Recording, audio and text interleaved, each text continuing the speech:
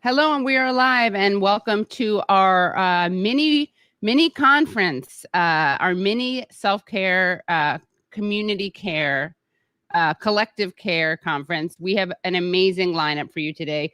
And as people know, I've been doing this radical self-care for all. Radical self-care is a human right series, and the idea is basically that people, who don't do this all the time should have like access to it. Also, shouldn't have to be like a millionaire or wealthy to access things like this, and just trying to take it out of the space of like precious, annoying people and girls who wear yoga pants, if I'm being honest. So and also building, like, connecting the political, the personal and political. So that's what we're going to be doing today. And we have an amazing lineup. And just to give you a sense of what the day is going to be like, we're going to start with the amazing Hannah Maté, who happens to share a middle name with me, Hannah Rose Maté. She's going to talk about attachment theory. We're going to then have Julie Tran, who is going to be leading us in some inner child work. Then we're going to have Aneika Fermin, who is going to be leading us in some joyful exercises, some physical stuff. And then we're going to have Jo Wu, who's going to be leading us in also some physical exercises, some affirmations, and some body acceptance stuff. So it's going to be an amazing, amazing, amazing, amazing day. And we're going to start with Hannah, and I'm going to read you her incredibly impressive bio. Originally from Vancouver, Canada, Hannah Maté, M.A., is a graduate of the Counseling, Psychology, and Drama Therapy program at the California Institute of Integral Studies, with experience working in various community mental health settings, including formerly as a play therapist at a public school in Oakland, California. Currently, she's continuing higher education in psychology with a special focus in attachment theory and child development as a graduate student at the New School for Social Research and student member of the Center for Attachment Research under the direction of Doctors Miriam and Howard Steele. At present, Hannah's intended thesis research concerns, ready for this? Perfect. Issues of burnout and self and collective care among community-based violence prevention workers in rural South Africa at the nonprofit organization, the Seven Passes Initiative. So with that very impressive bio in mind, I'm going to bring in none other than Hannah Maté. Hi, Hannah. Hey, Katie. How are Thanks you? for having me. I'm good. How are you doing? Good. You? Good. Nice to be here. Yes. And I got to get it out of the way because people are asking if you're related to Aaron. Yes, that's my brother. That's your brother. And it's not Maté, it's Maté. Maté. It's Maté, yes, right? Maté. Everyone hypercorrects. Like they say Chavez instead of Chavez, similar thing. But yeah. So that's yes. Right, Maté, yeah. So welcome. Thank you so much for coming. Wanted to just ask you what self-care and collective care means to you and how you got involved on this journey. Yeah. So self and collective care, I feel like I know that in our culture and society, self-care is often touted as this very individualized act that we need to do, like do yoga and do meditation and take a hot bath. And this is how we sustain ourselves. When actually it's more complicated than that. Like we have those practices that help us, but also we live in a society that doesn't really promote the ability for many people to take the time out to take care of ourselves. People work, people have families, we're stressed. So for me, self-care is those kind of activities that we can do to regulate ourselves, but it's also looking at our interpersonal patterns, it's going to therapy, it's getting support for some of the underlying issues that might make us more susceptible to burnout and overwhelm. And it's also being connected to community and recognizing that there is no self outside of the collective, and that really, there are systemic issues at play that make it so that people are so burnt out, so. I'm actually tweeting this right now. There is no self outside the collective. You might have you heard a bunch of books just fell off my shelf, but no. Well, that's okay. You see, you just said, and what was it? Systemic. It's a metaphor for how things outside. Exactly. Exactly. There is no self-care outside the collective, and and what was it? And structural. I don't remember what I said. Systemic issues create we the need to need for self- consider, yeah, I mean, the fact of the matter is that we live in a culture that does not promote health, right? And systemic issues of capitalism, white supremacy, patriarchy, all of these things mean that we need to take care of ourselves in order to live in this world, but it's kind of a self-fulfilling thing, right? Right. So those issues need to be addressed as well if we Right. want to live in a culture of health. Yes. And I really appreciate your saying that. And that's something I feel like we sometimes the kind of the more like self-detached from social stuff, self-care, that that world will neglect the societal, the structural, the systemic problems, right? And at the same time, I know that sometimes I'll do this. I'll feel guilty about self-care, or I'll feel like that's bougie, or that's like, that's not political, and we need to be focusing on, overthrowing capitalism. But I also see, and I'd love to ask you more about this, but I also see that this can help sustain us as we're in that more like social sphere of change. 100%. And especially if we're intentionally doing it together, right? Which is what you're creating here, which is very cool. Yeah. I like that. Yeah. Did you have a realization about this? And yes, shout out to Daniel. Someone said, don't forget to mention Daniel. Daniel is our other brother. Yes. Hey, Lyrics Daniel. to Go, his own show, which you can check out. You should definitely check that out. And can you talk about your own journey? What made you get into this sphere, like personally and also professionally? Sure. So I'm trained as a therapist. I'm not currently working as a therapist, but I was previously in Oakland in an elementary school for a nonprofit agency. And it's work that burns people out regularly. Working in community mental health inherently burns people out. And there's a high turnover rate because there's an expectation that we need to bill for Medi-Cal insurance, which means we need a lot of billing hours. And working with folks who have experienced trauma, are experiencing trauma. So this sets, community mental health therapists, social workers and whatnot up to burnout. And that definitely happened to me. And I found that within working in the organization, they always, said, take care of yourself. Self-care is so important. But yet I was looking around and the conditions of the working environment didn't really support that, which felt contradictory and confusing and kind of gaslighting in a way. And I don't use that word often, but, take care of yourself, but also you can't really take care of yourself.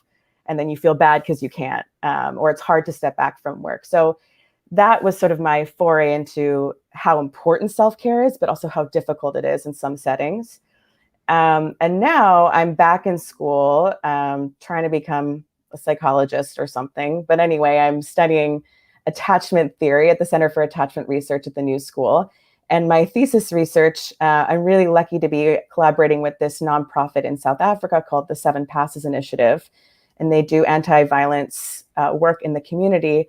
And the community workers at this organization are burnt out. I mean, they're working really hard. They've been incredibly successful at reducing violence in the area, but at a cost to themselves personally. Not to mention the role of historical trauma in the culture. And so these community workers are carrying so much in their work. So the research that I'm hoping to do is to understand what specifically within this community is leading to burnout and overwhelm, so that we can create some sort of collective care model to make the work more sustainable. So that's what I'm currently working on. Great. And what are the practices of like self-care that you engage in, or communal self-care, collective self-care? Someone actually asked about what was it? Sensory deprivation during COVID. Any of the challenges that, like, in general, that any guidance, I guess, that you have in general, and also during these COVID times? Wow. Yeah, I would love to ask the same question for anyone who had answers for me. For me, sleep is a big one. Just getting on a regular sleep schedule, getting to bed before midnight. I'm a night owl, but I find if I'm able to get 8 hours, 7.5 hours and go to bed by 11. It makes such a big difference for my whole next day and mental health. Reaching out to people, like we don't exist in a vacuum. And I think sometimes it's hard to ask for help, but like recognizing that, the people around you do want to support most of the time, if you have people around you. And so utilizing the resources that you have in relationships. I've been watercoloring. Ooh, watercoloring. Okay. Yeah. And I find it to be really regulating and calming. And yeah, I'll put on a podcast or some music and watercolor. That's great. And is there, I've been struggling a lot with trying to create structure and routine and regularity. That's something that I still try to create. I tried to create with this series. I haven't succeeded yet personally, but I'm going to keep doing it. And that's actually what one of the things I wanted to do with this series was kind of create a community around doing this stuff. So still playing around with how to do it so that there's like, again, a regularity. I need more discipline and structure. Sounds like you need accountability, like accountability, yes. Doing it with others who are counting on you. Yeah, exactly. Yeah. So maybe that'll be this. We'll start doing this every day, guys. Tune in. We'll do morning pages, drink water, do some exercises. Drink water. Yeah, I know. I'm drinking my coffee. Do as I say, not as I do. And did you want to lead us in a visualization? Do you want to do that at the end, or do you want to do that now? Because there's a lot more questions I have about, Let's do it at the end. Okay, great. At the end. Yeah.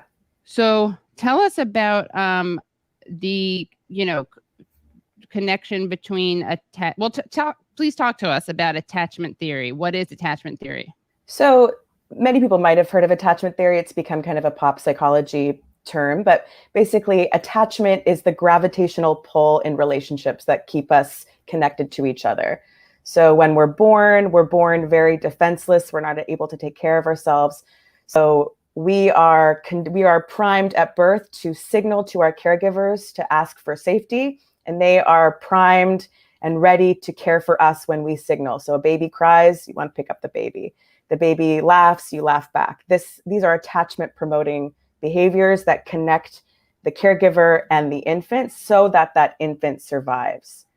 So attachment is that relationship, but the quality of that attachment depends on how consistent the caregiver is in meeting those child's needs and the way in which they're doing that.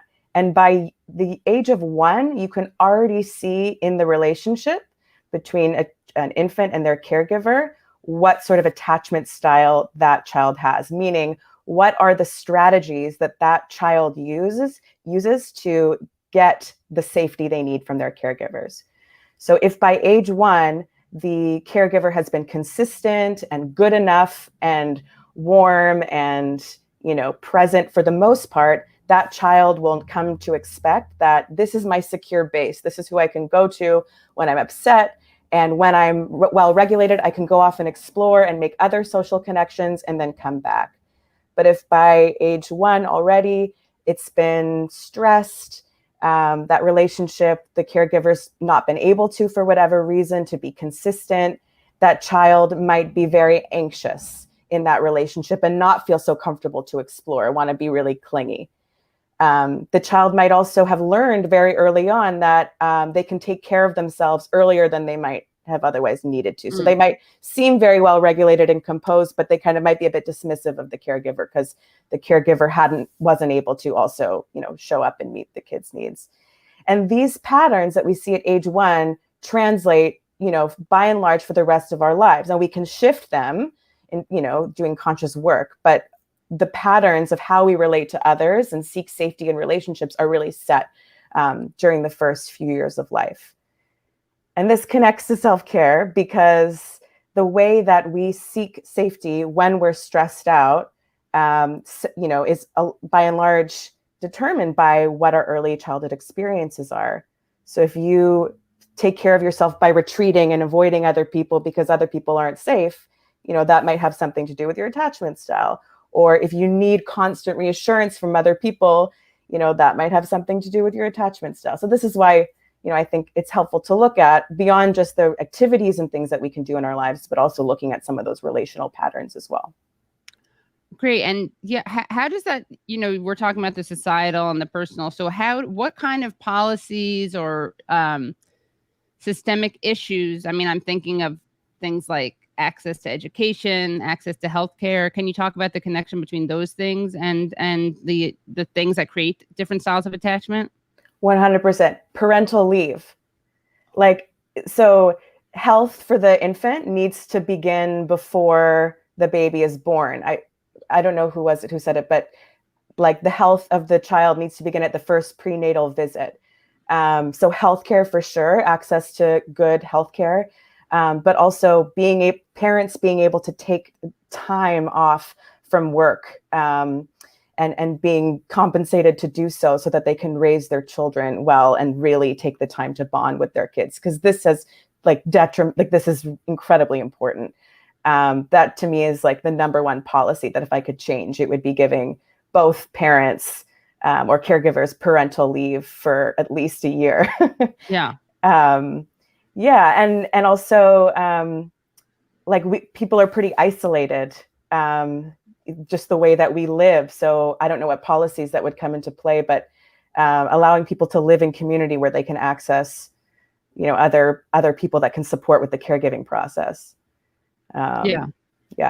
Some kind of community, more community centers, maybe. I don't know.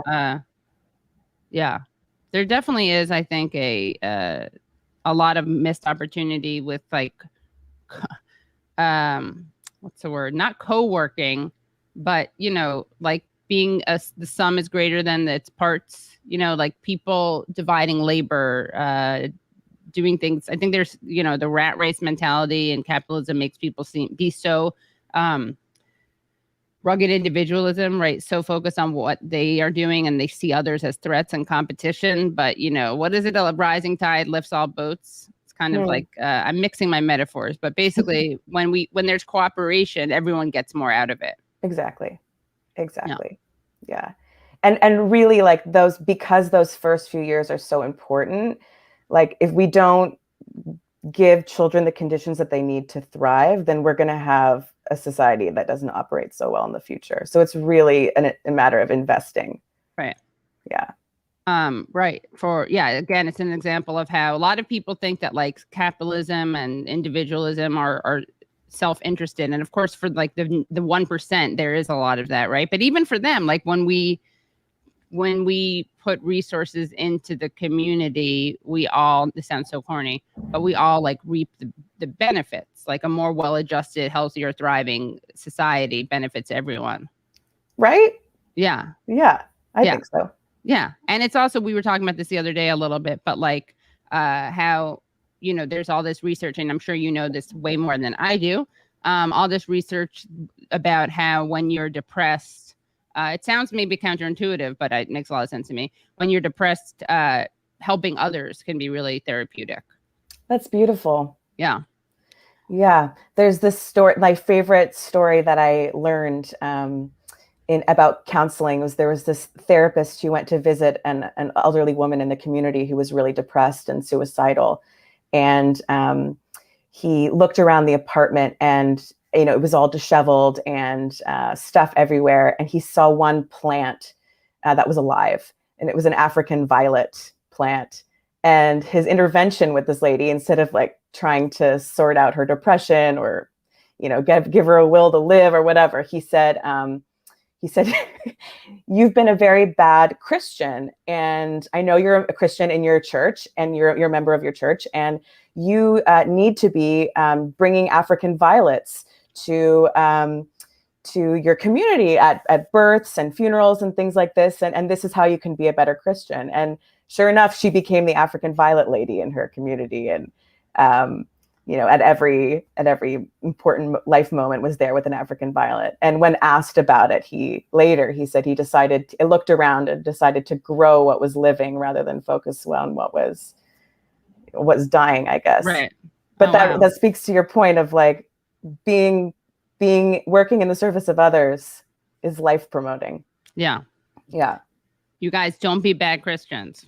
Exactly. That's the moral of the story. Yeah. Exactly.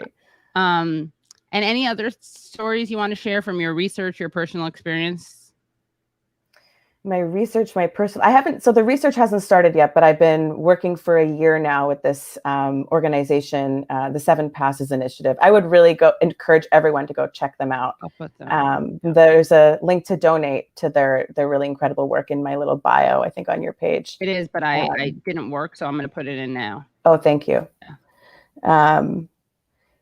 I mean, I've learned so much just from working with these folks in a completely different setting than I'm accustomed to, and like squashing my own biases about what self-care means, because it's not just like doing yoga. I mean, those things are important, but it really is context specific. And I'm learning so much from these folks about community and what it means to look systemically at the issue of self-care. And that's okay, I'm putting it in right now. Really quickly, do you know about Adlerian? I have no idea if you know about this, but Sean Moon asked about this. What happened to Adlerian psychology? Aren't we talking about the need for a more social psychology approach, class conscious influence therapy, liberation psychology? Sean, don't ask that in such a fetching way. We're talking about a lot of things. Do you know what that is even, Hannah? I mean, I know the name Adler, but yeah. Not qualified to speak on that. Yeah. So we'll get, you know what? We're going to bring in someone next. This is an ongoing series, so we'll get some Adlerians in the house. It'd be funny if I just brought in someone with the last name Adler. I'll bring in Ben Adler, longtime friend. Okay. Is this correct? Is this the link? It's, I'm not sure. Okay. It talks about violence. Here, I put in the private chat. 7 Passes Initiative? Or yeah. Okay, that is. So I got it. Yeah. Yeah, it looks right. Gang violence. Okay, great. Thank you. Yeah, of course. So put that in there. They're on there. We got to raise more money, guys. There's 7 people. They're only at 3% of it. So let's try to get some. We'll try to get some donors today by the end of the stream. Wonderful. Yeah. And let's see. What else? Any questions for Hannah? This has been really great. You got to start doing this more, giving more talks. We'll see. Yeah. This is just dipping my toe in the water here today. Yeah. Well, we're honored. We get to be part of the toe dipping. You see, you're being a good, we're baptizing you. You're being a good Christians today. That's right. Yeah. Part of my self-care today was to challenge myself a little bit by showing up and doing something I don't normally do. So, right. Yeah. And look at that. Sean Moon says, thanks, chat. I'm still trying to learn also. Great. We're going to learn it together. Oh, thoughts on psychopharmaceuticals? Mir. Get ready to a lot of crap from the audience. All right. I'm not being very inviting today. I'm going to stop doing that. This is a safe space. Okay. There. Now I'm being nurturing. Yeah. We're talking about medication. Yeah. I mean, listen, it's a highly personal thing. I'm not equipped to speak on that, but if you need medication, then you need medication. And that's something that you should talk about with your doctor. I mean, of course, like there are issues in the industry, but some people really do need medication, and that's real. Yeah. It doesn't have to be either or. Right. Yeah. And there can be big pharma problems and over prescribing problems. And also it can be life-changing and helpful for people. Exactly. And also, I should get my dad on. Actually, we were joking. I've joked with Aaron that we should have some kind of reality series with our dads battling about psychopharm, because my dad's a psychiatrist. I think that, it's not, it kind of reminds me of the false dichotomy between like self-care and community care, or self-care and activism, right? It's a both end, and it's a both end. And tips on healing attachment wounds. Well, I heard that you're doing some inner child work after this. We are, right? Right after this. Yeah. So that's a good way to start. Yeah. I mean, first of all, you can't go wrong with being compassionate to yourself, being kind to yourself.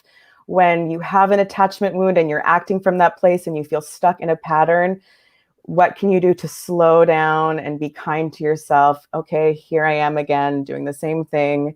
It's okay. There's something to learn here.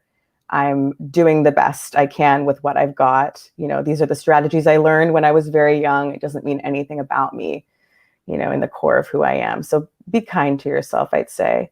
And I'd say the inner child work is awesome.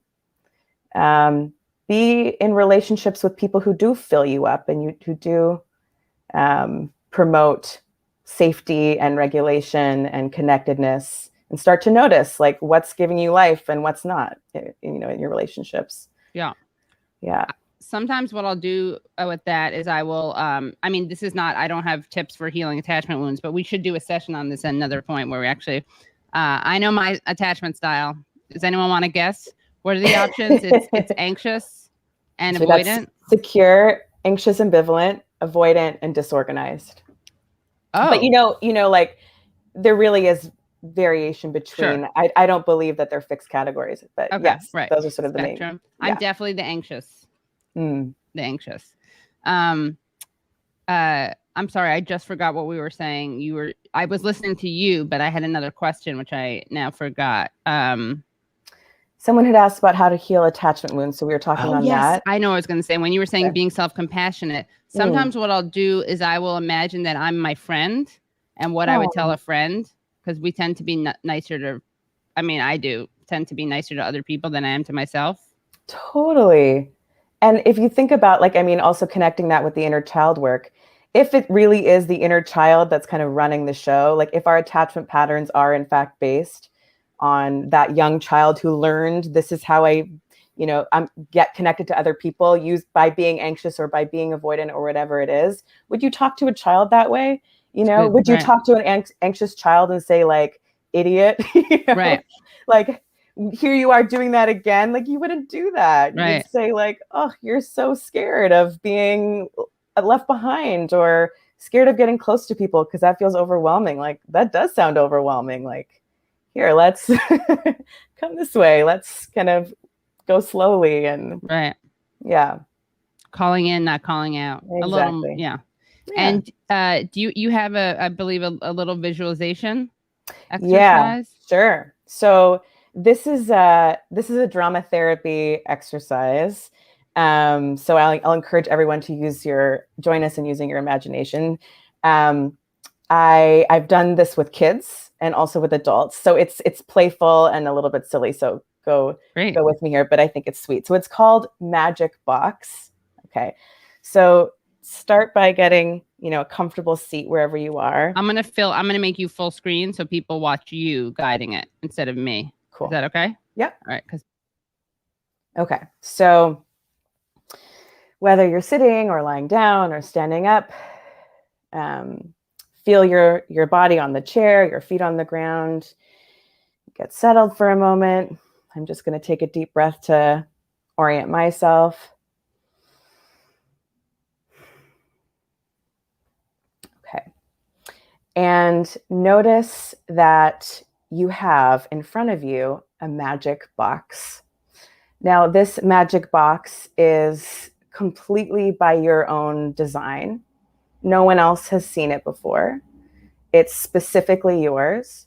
So think about how big it might be. Maybe it's massive and it fills up the room. Maybe it's teeny tiny. Is it a treasure chest? Is it a little cardboard box? Whatever it is, take a moment and create it in front of you and think about what color it might be. Is it translucent or does it have rich tones? Is it sparkly? Is it pretty bland, like just a cardboard box? Like what does your magic box look like? And once you have that, and if you can't picture it, that's okay too. Stay with us. So we're going to open up our magic box. Okay. So I don't know if you want to take your key and open it, or you're going to lift the lid, but in any case, somehow open your magic box.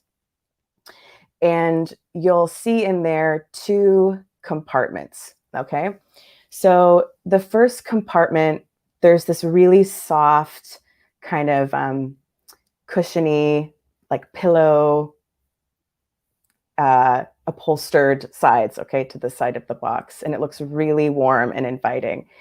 And in this side of the box is this really special place that you actually get to put a little bit of whatever your burden is into this side of the box.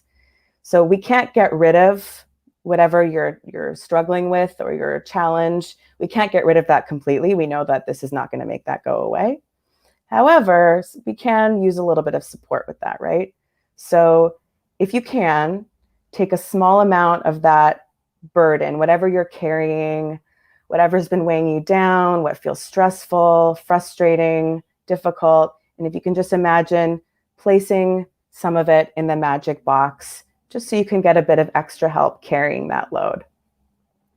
And I find it helps to physically do that motion because then it feels more in my body, even though it feels also a little bit silly. So placing it in that side. Okay, so that's there.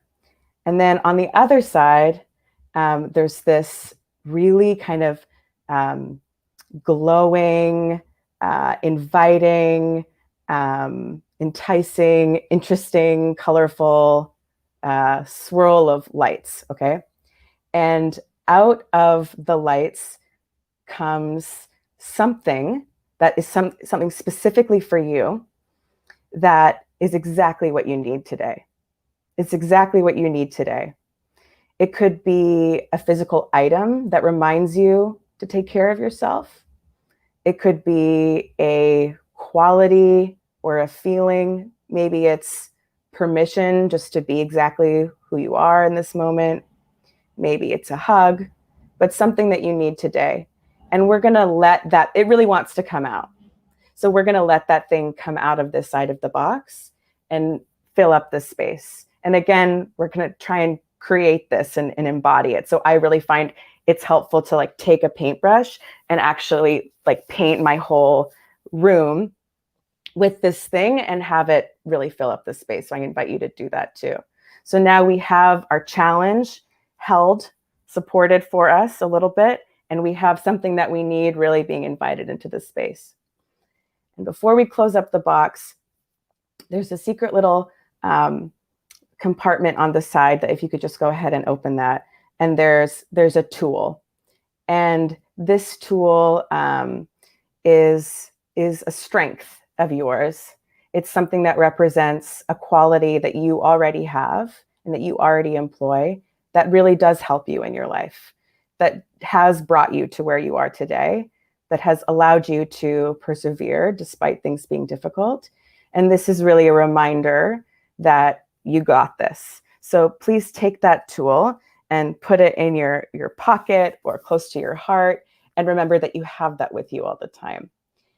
And so once you have that, we're going to go ahead and close up our box, not permanently sealed, just for now, because we got what we needed, and put it to the side. And remember that we can return to our magic box whenever we need it. And that's it.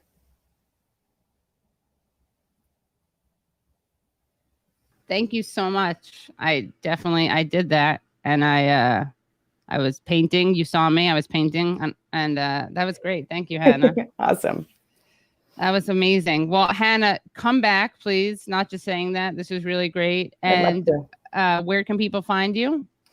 Oh, I'm kind of trying to be somewhat anonymous on online. But you can, I guess you can find me on Twitter. I don't tweet very often, but I'm at Hannah Rosita.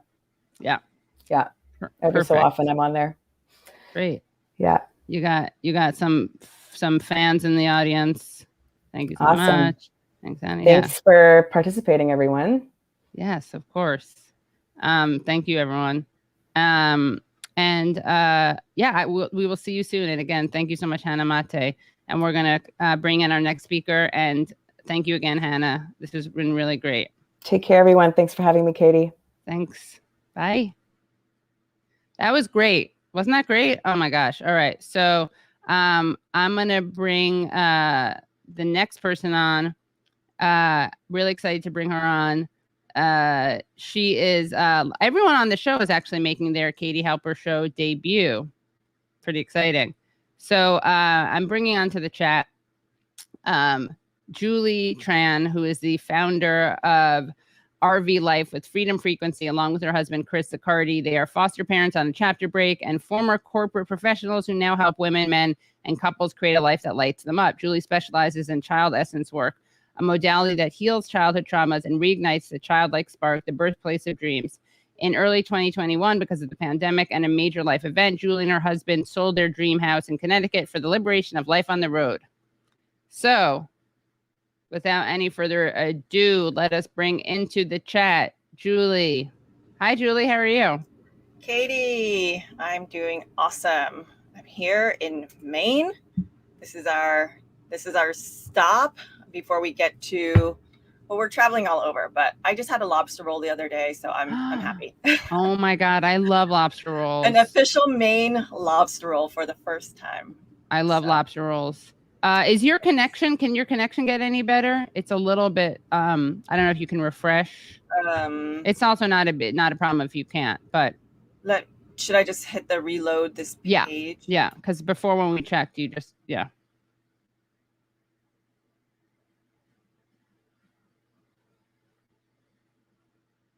Okay, let's see. And you're better. Am I better? Yeah. Oh, what a neat trick. Yeah. That's great. Awesome. Yeah. So, Julie, tell us what you are going to lead us in today. Yeah. Well, is it okay if I share a little bit about myself? Oh, yeah, of course. Sorry. Yes. Yeah. Tell us how you got on. And how you got on this journey. Sure. Can I make you full screen while you do this? Absolutely. Okay, awesome. Because I'm going to just. Okay. So it's weird. I'm full screen, and I don't see you. So I feel a little bit like I'm talking to myself, but that's okay. Oh, wait, now I can't. I'll add myself back. Okay, I added myself back. Oh, okay. All right. I actually like this better. Is that okay? Sure, yeah. Okay, cool. So I am, as Katie mentioned, a coach and the founder of RV Life with Freedom Frequency. And my background as it relates to self-care is I was burning out working in corporate America. And but I've always had this the burnout, there's an impact to the burnout, right? It causes you to be anxious, it causes you to just have this like tunnel vision focus, and you don't have any time for yourself. And there's like a lack of enjoyment and aliveness in your life. And so I've always asked myself, like, what else is out there? Like, where's all this anxiety coming from? So I started getting into meditation. I started reading books about, different self-care techniques and why it's important. But I'll say like the biggest thing that I did that woke me up to how important self-care really is when one day I quit my job, because I just got to the point where I'm like, I can't do work that doesn't fulfill me anymore. Like I literally felt the energy like drain from my body. And I didn't notice it until I started journaling. And journaling for me, when people would talk about journaling before, I'm like, yeah, I've started like 20 journals in my life, right? And I never got anything out of it. But I don't know if maybe it was that time in my life or something, but I just started journaling for the sake of journaling and not judging myself for what I put down on paper. And excuse me. Bless you. Sorry, thank you. Bless you. And when I started doing that, I swear, like I just started. You go. You just started. You froze. I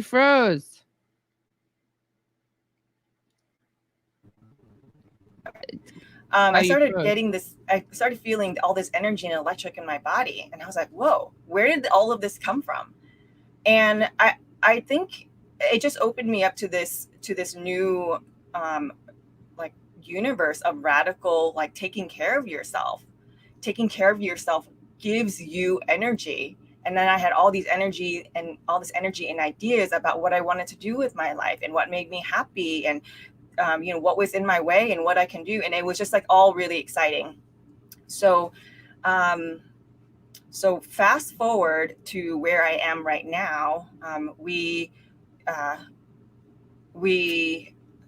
gosh, there's so much to say, and I know we have a short period of time.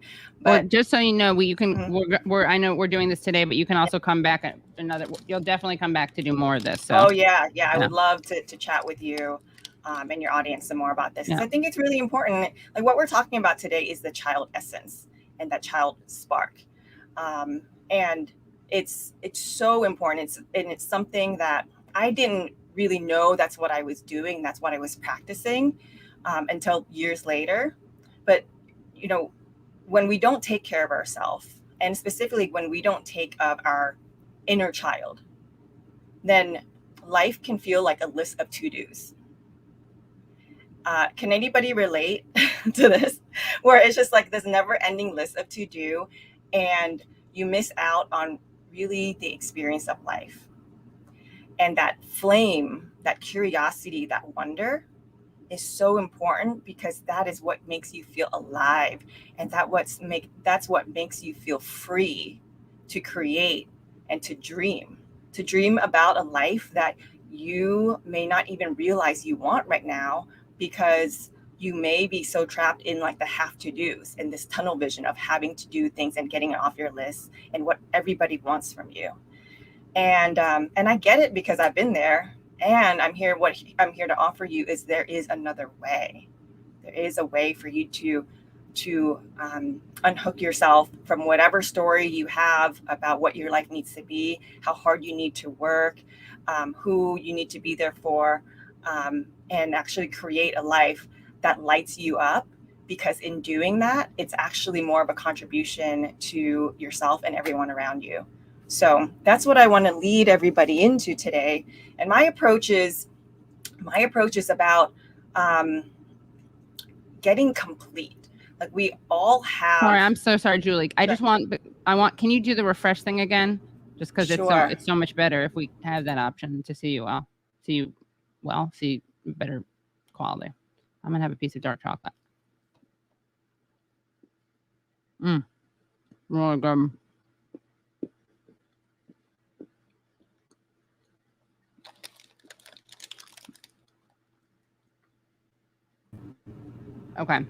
Okay. My internet looks like it's really decent right now, which is actually pretty rare for being on the road. And being at different places all the time. Yeah. Is that how is that now? It's okay. It's not. Okay. Yeah. Really? You're definitely visible. Yeah. I just wanted the crisper quality, but tell Chris to get offline. Stop watching Netflix. Chris. That's Julie's husband. I know, right? What a bum. Always watching Netflix. No, I just made that up. I have no idea. No, I know. He's actually he's actually leading a team of like 70 people right now, like scrambling. Oh, like me. He's going into the weekend. Yeah, exactly. Yeah, and so we're leading a team of 142 people, Julie. 142 people right now. Those are how many people are watching. Yeah. Hi, everybody. Thank you for joining us. And I'd like to invite all of you guys, whether you're watching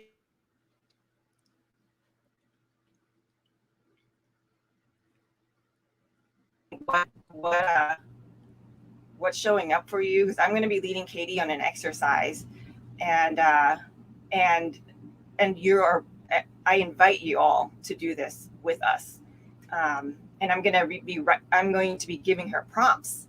So Katie is going to be responding to my prompts, but I invite you all to type in what shows up for you. So you ready to? Yes. Do I need a notebook or? No, I don't think so. You definitely don't need. Let me think about this. You could do a notebook, or you could just type it in to the chat as well, because I'll have you like do a list later. But so just to give you. Is Julie? I'm sorry. Is Julie frozen for other people?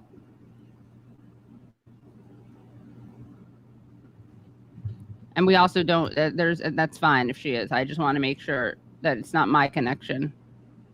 Hold on. You know what? Let me refresh once. I'm sorry. Sure. No worries.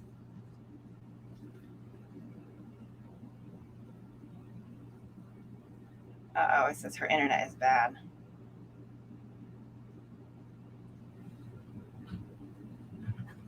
It says, yes, she is frozen. Yeah. That's not good. No. I mean, it's okay. Don't worry. But, okay. Let's see. Well, if this gets too choppy, then we'll like we said, I'll come back and we can do this again. Or we can hear you. So it's fine. Okay. That's the more important thing. Exactly.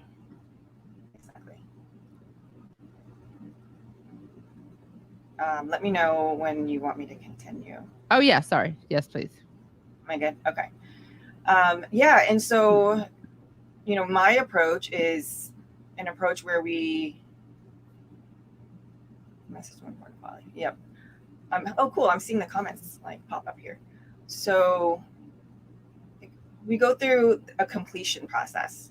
And what that means is, we all carry a lens. We all have a lens of the world based on experiences we had when we were younger. So I'll give an example for me. When I was younger, I think I was 7 years old or something, I did a violin solo at my school. And I got up there, and I think it was the first time I ever felt nervousness, like in my body. So as I was holding, I don't even know what the frick you call it anymore. The bow. That's right. And it started shaking. And then I heard like the audience kind of like gasp a little bit, like, oh, what is that? And it just wouldn't stop shaking. And I was like, oh my God, this is so embarrassing. So when I was done though, I felt so ashamed. And even a friend of mine afterwards said to me, wow, that was really bad. And I said to myself, she did. You're kids, you don't know like the impact of your words. Sure, of course. Yeah.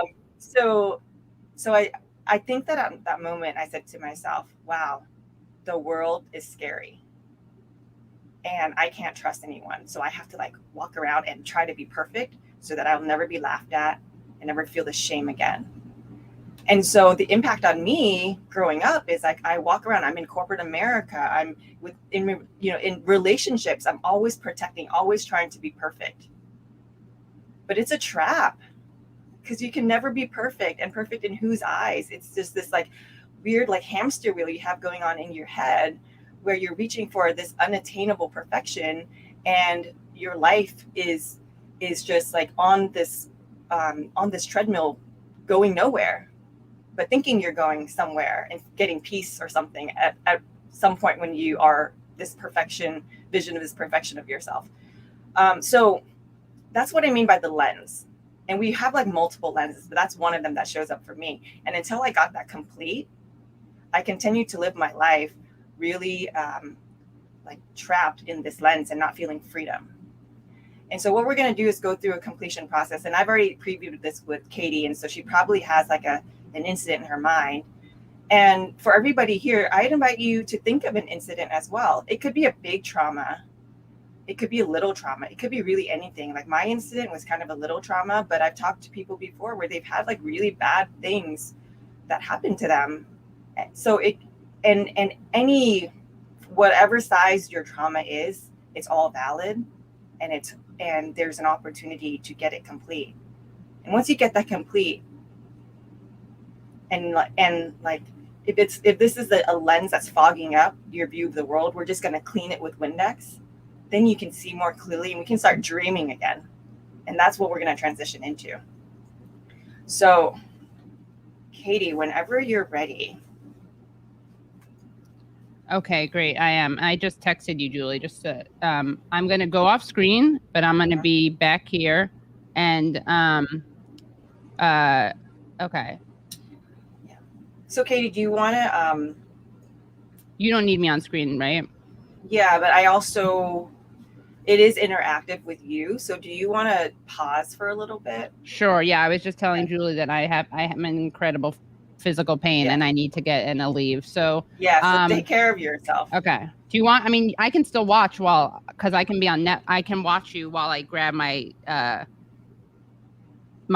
leave. It's up to you. It's really up to you. Let's do that because I'll still be able to see you and hear you.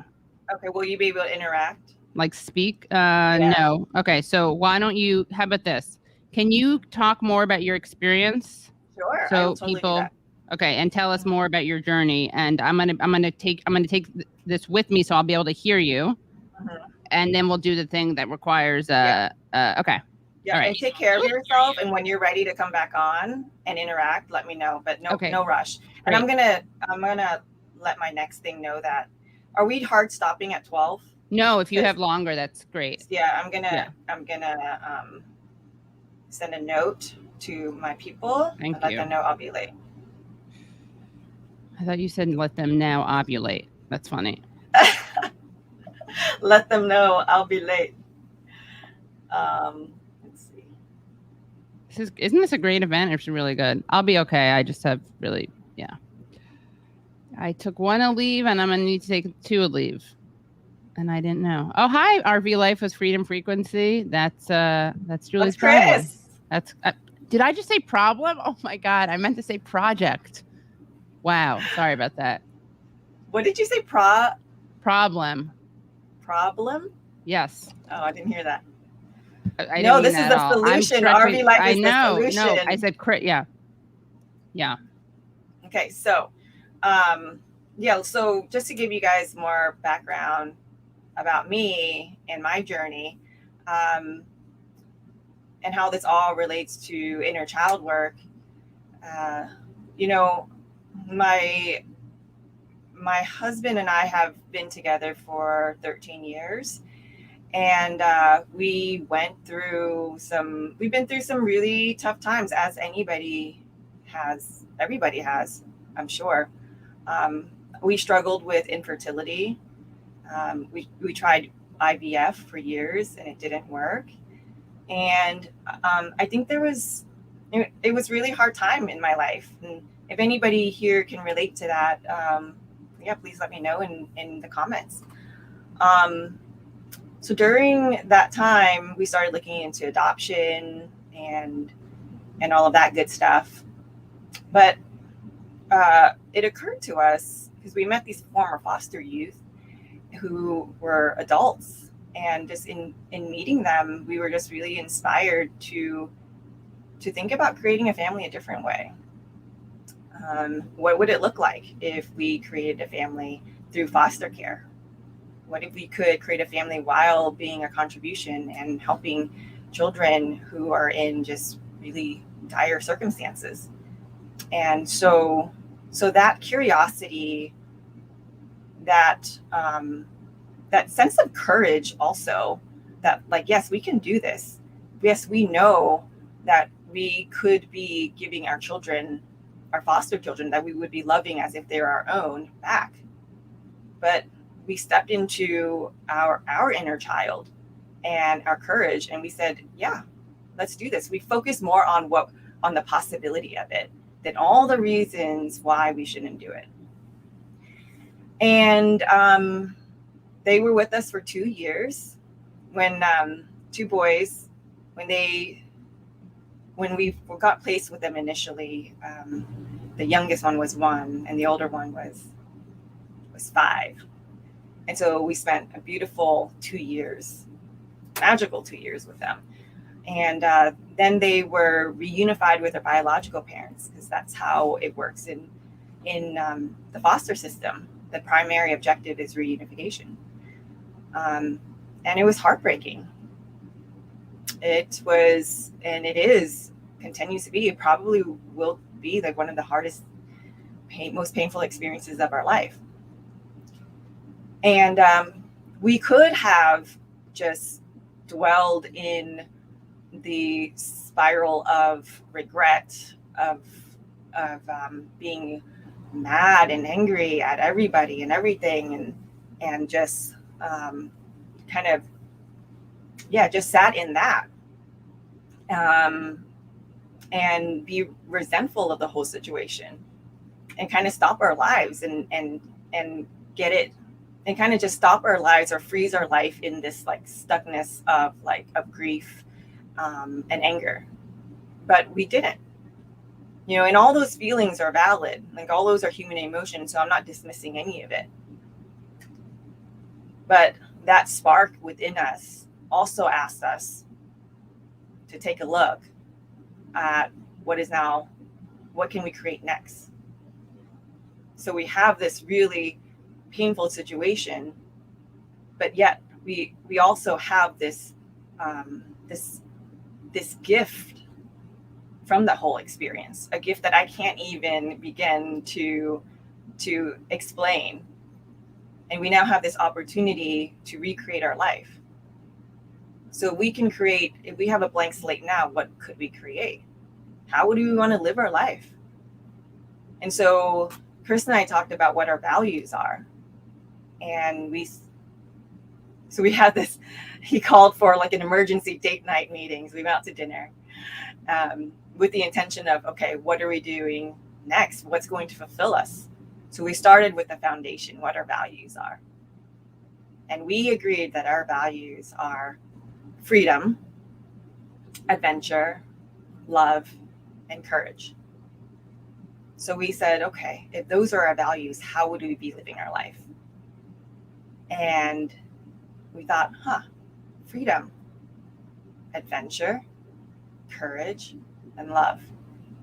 Wouldn't it be nice to just sell all our worldly possessions, including our freaking 5,000 square foot house that we built in Connecticut? So sell all of that, buy an RV, and live on the road and travel full time. And initially we were like, no, yes, no is the stance. But then we just started getting really excited about the possibility of this dream. And then we did it. And that was late 2020. And here we are now. We're living in an RV, living in an Airstream. We've been traveling across the country. Went down to, so we're from Connecticut.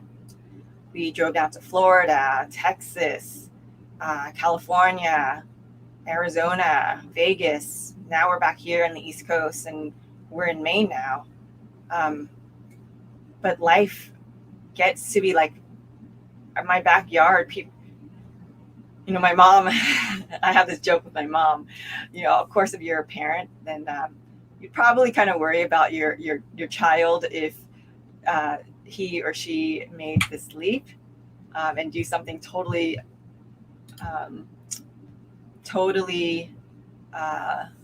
untraditional. I'm looking at some of the comments. Some of it's making me laugh. You guys are funny. So, so my mom, she's very concerned, very traditional. She said to me, "Oh my God, are you homeless now?" And I was like, "Mom, no, we're not homeless. We're home more." And and I say that because every place is our home now. Our backyard can be the Grand Canyon. Nothing about your privilege is funny. That's really interesting. You say that. So I'm not even going to comment on that. But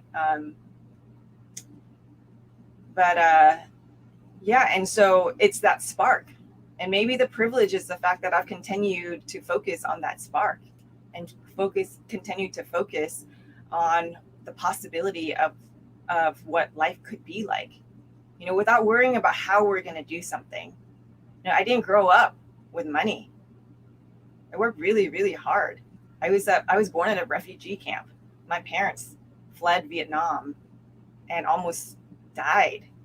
I think if we looked at the stats, like 50% of the people who fled Vietnam during the boat people revolution died. So I was born at a refugee camp. We came here when I was 1 year old, and we didn't have money. We were on government assistance. But what I am privileged about is I had parents who worked really, really hard and instilled that work ethic in me. And so my point is, like, regardless of your circumstances, there are a lot of people in my same circumstances that are I'm sorry, Julie. I just want to say there's some trolls in the chat who you can feel free to ignore, although I am glad that you had the opportunity to tell someone about your background. And, Yeah. I would just ask people, I'm trying to say this in a self-care way. How do I say this without cursing? Maybe just shut the fuck up. Not you, Julie, but some of the people in the chat. I'm sorry. This is not very self-care language, but seriously, have some humility, self-awareness. Know that you have no idea about what you're talking about. I'm going to put some people on timeout because you're annoying me. The same person was trying to shame me for having the privilege of getting vaccinated, pretending that I got vaccinated early and skipped the line. Anyway, just so you know that. So, all right. Yeah. And you're all strong good. and you're fine. That was me being more triggered than anything else. And thank you, Katie. But you know what? I see some of these comments on the trolls, and some people are really supportive, and then you have some trolls here, and it just makes me kind of this is why self-care is so important. Yeah. You guys aren't taking care of yourself. Okay. Yeah, exactly. So and get back to us when you've gone back in time and grown up in a refugee camp, by the way, just JC. Sorry.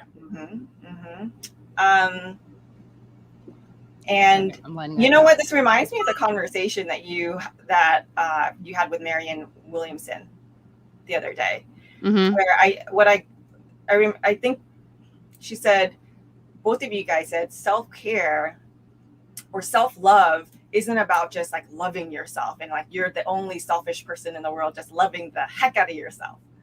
It is important for you to love yourself, but self-care is about taking care of yourself so that you can take care of people around you, so that you can love people around you, like genuinely, because you filled your own cup and you're just pouring from your overflow. And what I'm seeing in some of these comments are people aren't taking care of themselves. And, I hope that you get something out of this. I really do. So we know people are, because people are already saying that. So, yeah. Yeah. Awesome. And either way, thank you for being here. Yeah. Thank you. And thank you for being here. Yeah. Absolutely. So shall we just...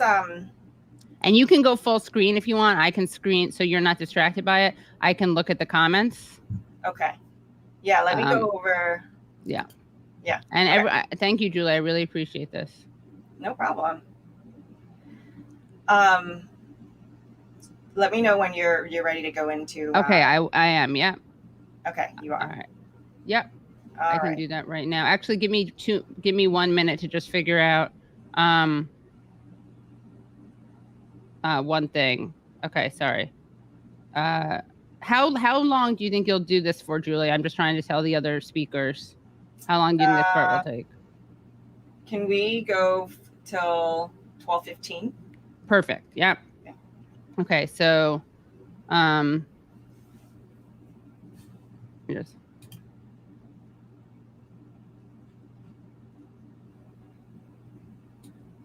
sorry.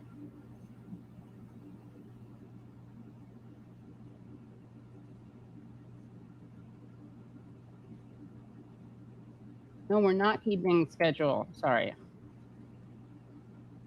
Okay. I told my roommate, sorry, 12:31. All right. Sorry. Okay. So I'm going to remove myself though, right? I'm going to be watching backstage. Okay. Great. Yes. Is it possible for you to stay on? Oh, sure. Yeah. If I'm going to be, I can stay on. Yeah. Yeah. But you can remove yourself when we do the meditation. That's okay. I thought you were doing that part. Yeah. Yeah. I'll totally stay on. Yeah. Okay. So right now we're going to do the completion portion. Got it. Okay. Okay. So we're going to complete, if there's an incident, Katie, that you can think of in your life where it was either a small trauma or a big trauma that had you, look at the world a certain way that you're seeing doesn't really work for you. Can you think of the incident? Yes. Okay. So I'm going to prompt you, and then you're just going to respond to the prompts. Okay. All right. So how old were you? I think I was 3 or 4. I should actually call my mom. Okay. So 3 or 4. Yeah. That's my mom. And when share with me like when, like the setting. Okay. When was this? What year? What time of year? If you can remember more details, the better. But if you don't, it's okay too. And again, this is for everybody here. So if you guys have an incident in your mind, please like do this with us and feel free to put it in the chat. But don't put them in the chat. Yeah. Yeah, no trolling. I forgot to get a mod for today, a moderator, but this is good. Okay, I'm just tweeting out to come by to do inner child work. Hold on. Yeah. Sorry about that.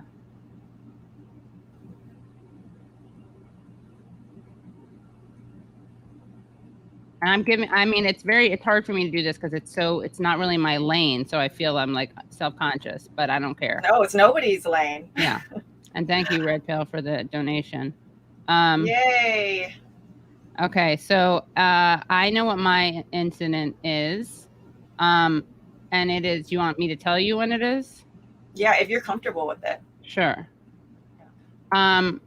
So as a privileged person, which I am and was, and I was not raised.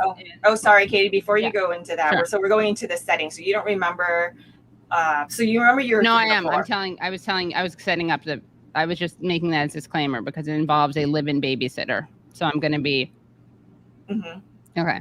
So Okay, as the privileged person, as a privileged toddler, and as the privileged person that I am, because my parents, my mom went back to work as a professor at LaGuardia Community College, and my dad is a doctor. So I had a live-in babysitter from Brazil, and she named Vera, and I loved her, and I was really close with her. And then she left kind of suddenly to go back to Brazil. But the memory that I have is that I was crying in my crib, and she came in and was like, cut it out. And I have this image of her being like, cut it out like that, and leaving. And I don't know if it's a real memory or not, because someone told me once that when it's a real memory, you see it from your perspective, like your point of view. So the memory is like the person coming into the room as you see them. My memory is like I'm on the out. It's like I see the whole thing. So it may not be a real memory. It may be the a created one, but it doesn't really matter, right? No, because I walk because around. It was with real that. for you. Yeah. Because it was real for you. Yeah. And no, I don't know Portuguese. That's sad. That I don't know that. That's my trauma. I'm just kidding. Yeah. Yeah. So you were at the house. In my room. Yeah. In your room. And what were you doing? Just crying. That's my memory. Before crying, she said cut it out. Yeah. The memory is that I'm in the crib crying, and then she comes in, says cut it out, and then turns around and Okay. Yeah. It leaves. Okay. Do you remember any like body sensations? What were you feeling? I'm just shutting off my ringer. Sorry about this. Okay. And I'm making this full screen right now because I to not be distracted by the comments. Okay. Do I remember any sensations you said? Not really. I mean, I guess like a sadness. Okay. Do I remember? I'm trying to think, or am I just thinking that rationally?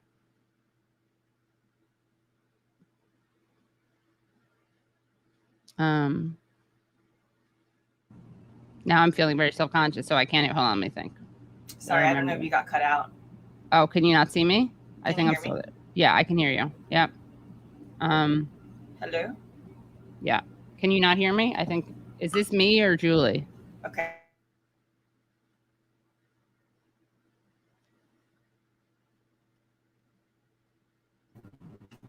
Oh, sorry about this, guys. It's okay. Can you hear me, Katie? Yes. I don't think I was sad. No, sorry. It wasn't sadness. I think I was like, I don't know if I was lonely or. Hello? Hi, can you hear me? Uh-oh. Katie? Yeah. Can you hear me? Yes. Can you hear me? I can hear you and Okay. I can see you. Okay. Do you want to refresh once more? Yeah. Okay. Sorry if I cursed at someone in the thing. You're privileged. You're privileged as someone who grew up in a refugee camp. It's all right. All right. They don't know us. They don't know. Yeah. Yeah. So I think there you're refreshed and you're less choppy. Okay. So I had, I think, anxiety, like fear and loneliness, I think was what got me crying in the first place. Okay. And then probably feeling like rejected and alone when she came and left. So she came.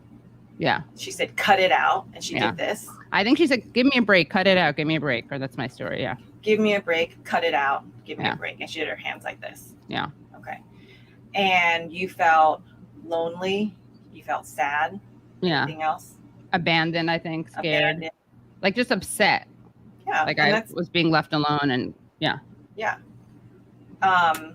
So as a child, as a 3 to 4 year old, somebody that was a nurturing figure to you came in and said, cut it out. What else did you say again? Give me a break, cut it out. Give me a break, cut it out. Okay. What did that made you feel alone and abandoned and sad, right? And scared, yeah. And scared. And I think guilty, like I messed up. Perfect, because that's what I was going to transition into next. What did you make it mean about you? That I was like too needy, I guess, or I shouldn't have been crying. I asked for too much.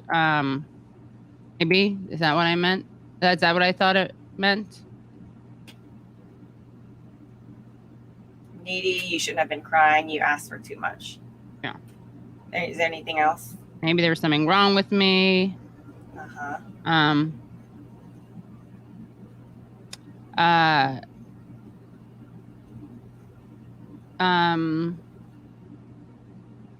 What else?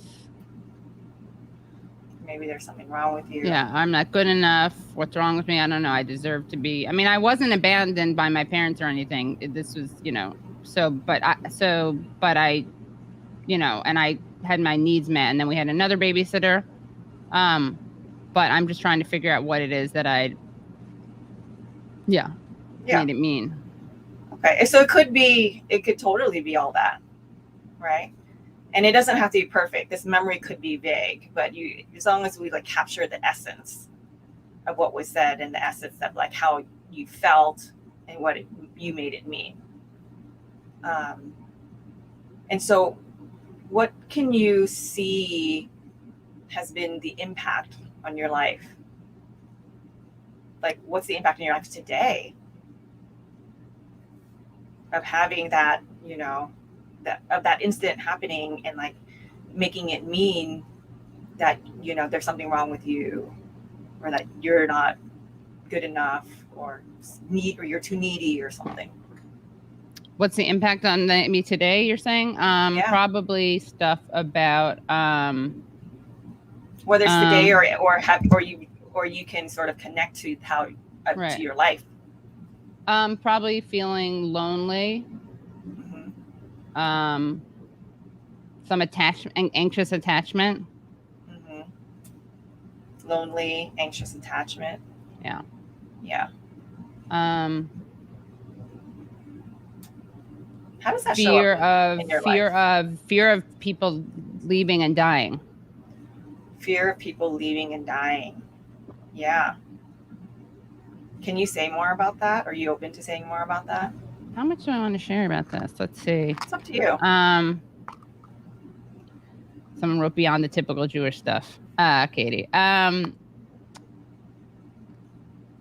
Yeah, I mean, I do definitely have a fear of those things, and it probably I think it makes some of my relationships, friendships, more charged. Some are right. Just Janita Sansa wrote, Katie, me too. It really messes me up in my relationship with both friends and men. I'm single right now, and so I can't really make myself look too neurotic because I can't cut off my dating opportunities. I'm a very good girlfriend, I'll have people know. Maybe this will set you up when I'm dating, but you know it's not good. And okay, breaking news. Dating emotionally unavailable people who are avoidant, who don't want to be in relationships. Guess what, guys? I'm Phi Beta Kappa, which is the only reason I know this. Don't make for good dating people. Phi Beta who? I'm being it's I don't know, it's some distinction you graduate with. I'm joking because I'm saying something that's so fucking obvious. I'm just sharing from the past. Well, I mean, it's the impact it has on you, you know? Yeah, I mean, I think that's like, that's something that, yeah. Some people can probably do those things, like can date someone who's like that, and it's okay. I don't think I'm sharing anything that insightful, really, but and that's okay. What you're sharing is great because you're sharing that it has an impact on your relationship. Yeah, and you've been in relationships with people who are like emotionally unavailable. Yeah, but that was only one. I mean, honestly, only once, and that was very only once. Yeah. And that's not some people that's their go-to. I don't do that, but probably if I didn't have attachment issues, I probably would not have even tolerated it for a little bit. Who knows though? Yeah, anyway, possibly. Yeah. And you know, I invite you to play around with this, with where else this shows up in your life and what the impact is, because that's going to give you more sort of more of a reason to get this complete and cleaned up, you know, so that you can go into a relationship without carrying the past with you. Say that again. I'm sorry. I'm trying to tell people not to text me who are texting me about stuff that's stressing me out. And don't have a setup on my laptop yet where I can cancel that stuff out. Okay. But I don't date people who are emotionally unavailable usually. Okay. Which is way too. People are writing in the comments that they do that too. I don't do that usually. Right. All right.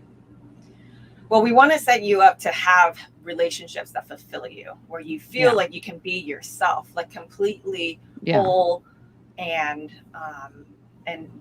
just being yourself in a relationship without hiding parts of you, without, and I do this, right? I used to hide parts of me. I probably still do that today at some level. I would only show people what I wanted people to see of me, the good parts, the best parts of Julie. But that could be also very suffocating because eventually the cat's out of the bag and you have to deal with real life. So what we're doing here is just setting you up just to get that complete so you can feel confident with just who you are. You're with all your perfection and imperfection and all of those things wrapped into this package of this beautiful person that's already complete. So how does that sound, Katie? Sounds great. Awesome. All right. So going back to the incident. So she said, I want you to sort of teach me to say it the way that she said it to you. It could also, I think what would be more powerful if you teach me how to say it the way she said it, but what you made it mean about yourself. So I know she said, cut it out, stop, or something like that. But instead give me a break, cut it out, give me a break. But instead of saying those words, say what you made it mean about you. You are.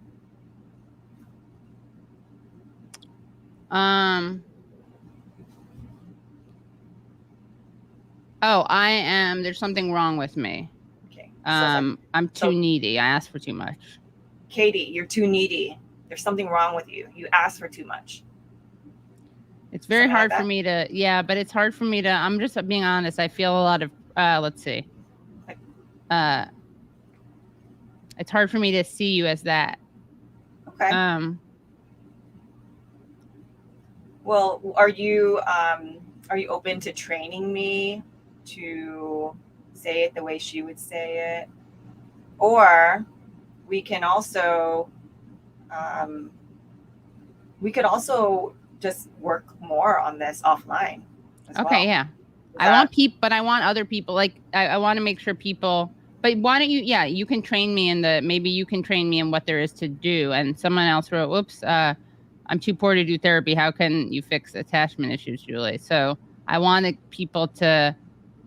Sorry, I'm laughing because someone in the chat is saying, "Cut it out." They're trying to, yeah. So I don't want to. I want to make sure that people watching. I mean, they've already gotten a lot out of this, but so I can give them something to work on at home or with somebody. And when you guys replay this, like the whole concept of this is not hiding from the emotion. Right. This is interesting, by the way.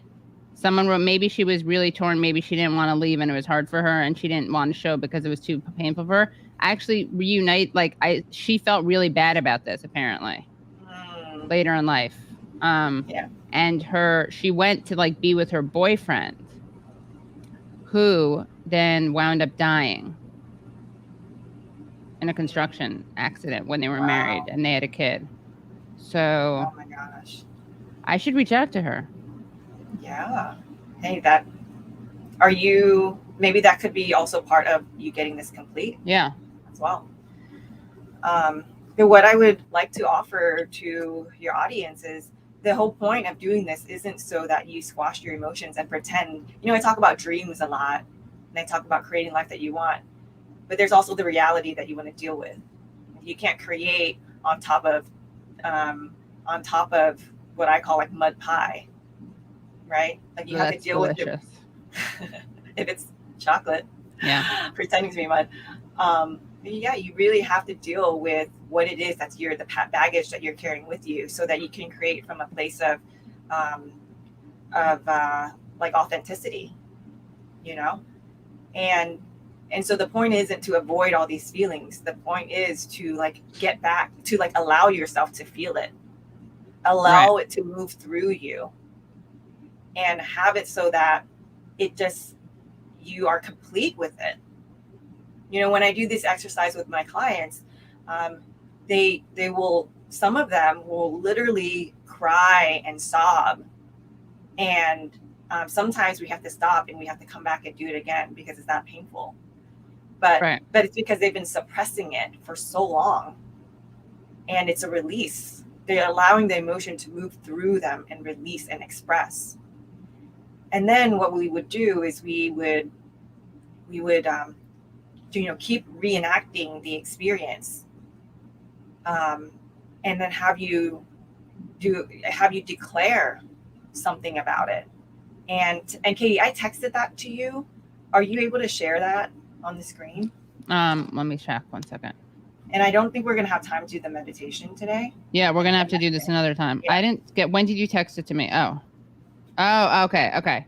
Hold on 1 second. Let me just grab 1 second. Hold on, I have to blow my nose, so I'm gonna go off camera for 1 second. No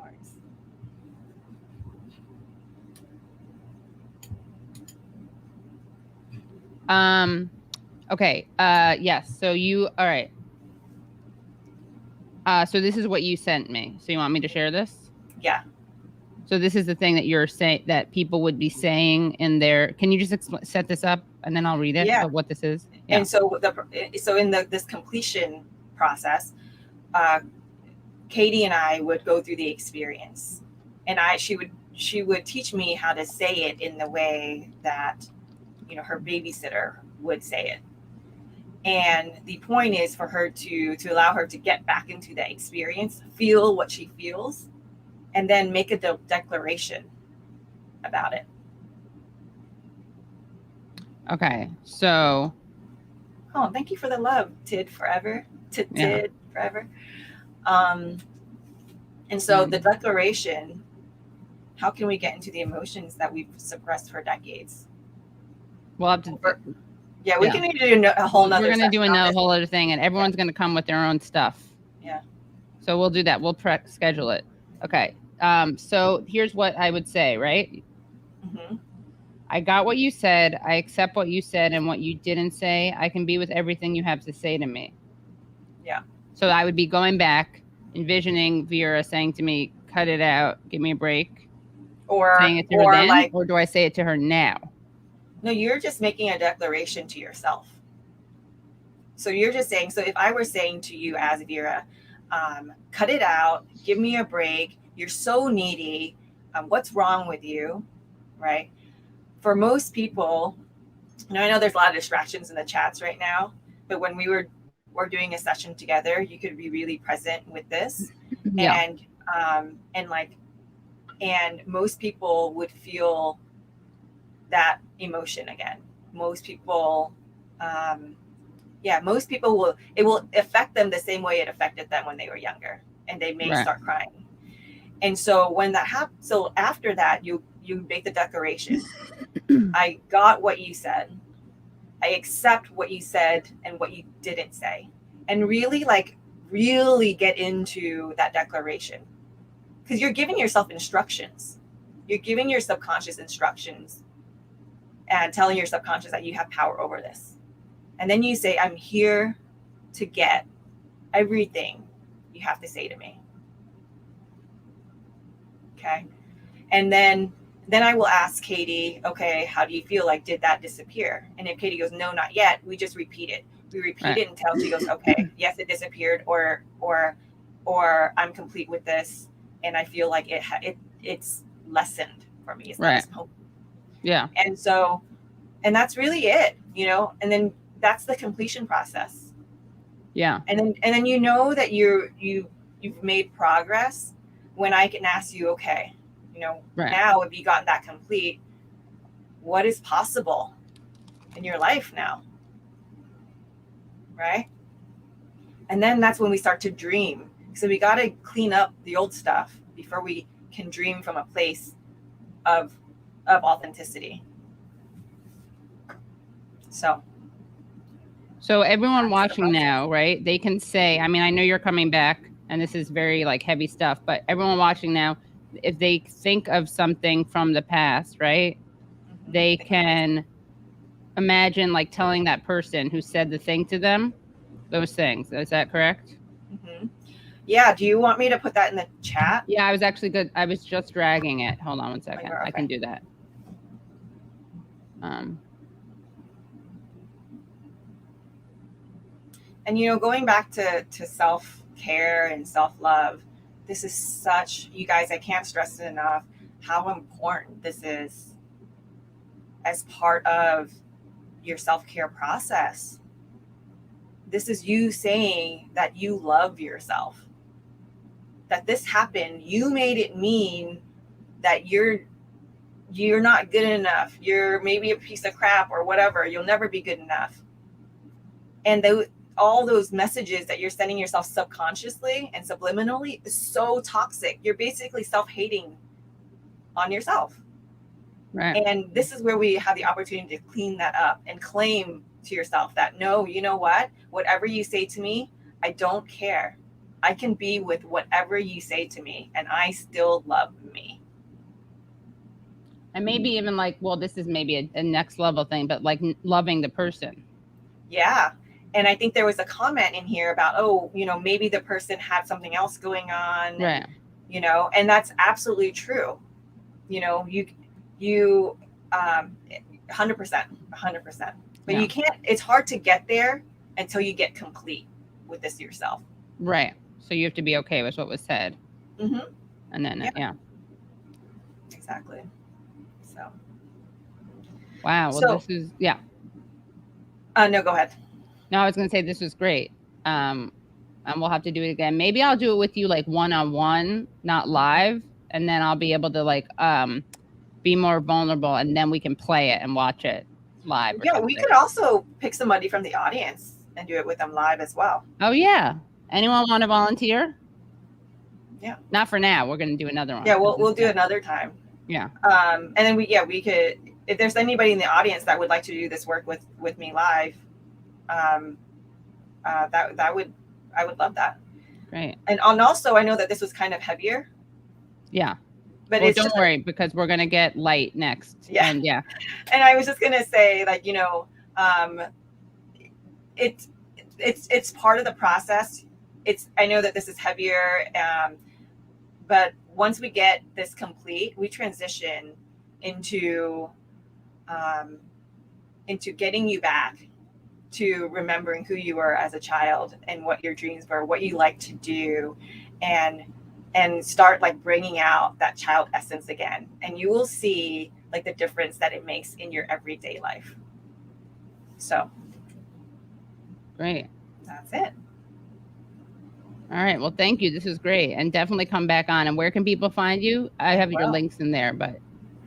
Yeah. So for coaching, you can email me at julie@freedomfrequency.zone. And we have a YouTube channel and a Facebook group. This is for RV Life with Freedom Frequency. If you guys are interested in more coaching, we do a lot of relationship coaching. And I think it's just really fun to follow two crazy, privileged kids on the road and what we're up to. We are really raw and authentic about everything, including our relationship and the arguments that we have and how we resolve it in a healthy way. So you can find me there, Facebook, YouTube, and email. Great. Thank you so much, All right. Julie. Thank you, This Katie. is Thank you great. so much for having me. This was an honor, and I look forward to hanging out with you and your community again. Yes. Awesome. Awesome. All right. Bye. Bye, Julie. That was great. Wow. All right. This is great. I feel like I'm being a little cavalier when I'm saying that was great and bye, but that was great. Look, thanks, Julie. That was very helpful. This is indeed a great stream, if I do say so myself. All right. So this is great. We're going to bring on our next speaker. We have 2 more speakers. This is so great. And this next speaker is, she's really going to get you, you know, we're going to get things moving, both physically and emotionally.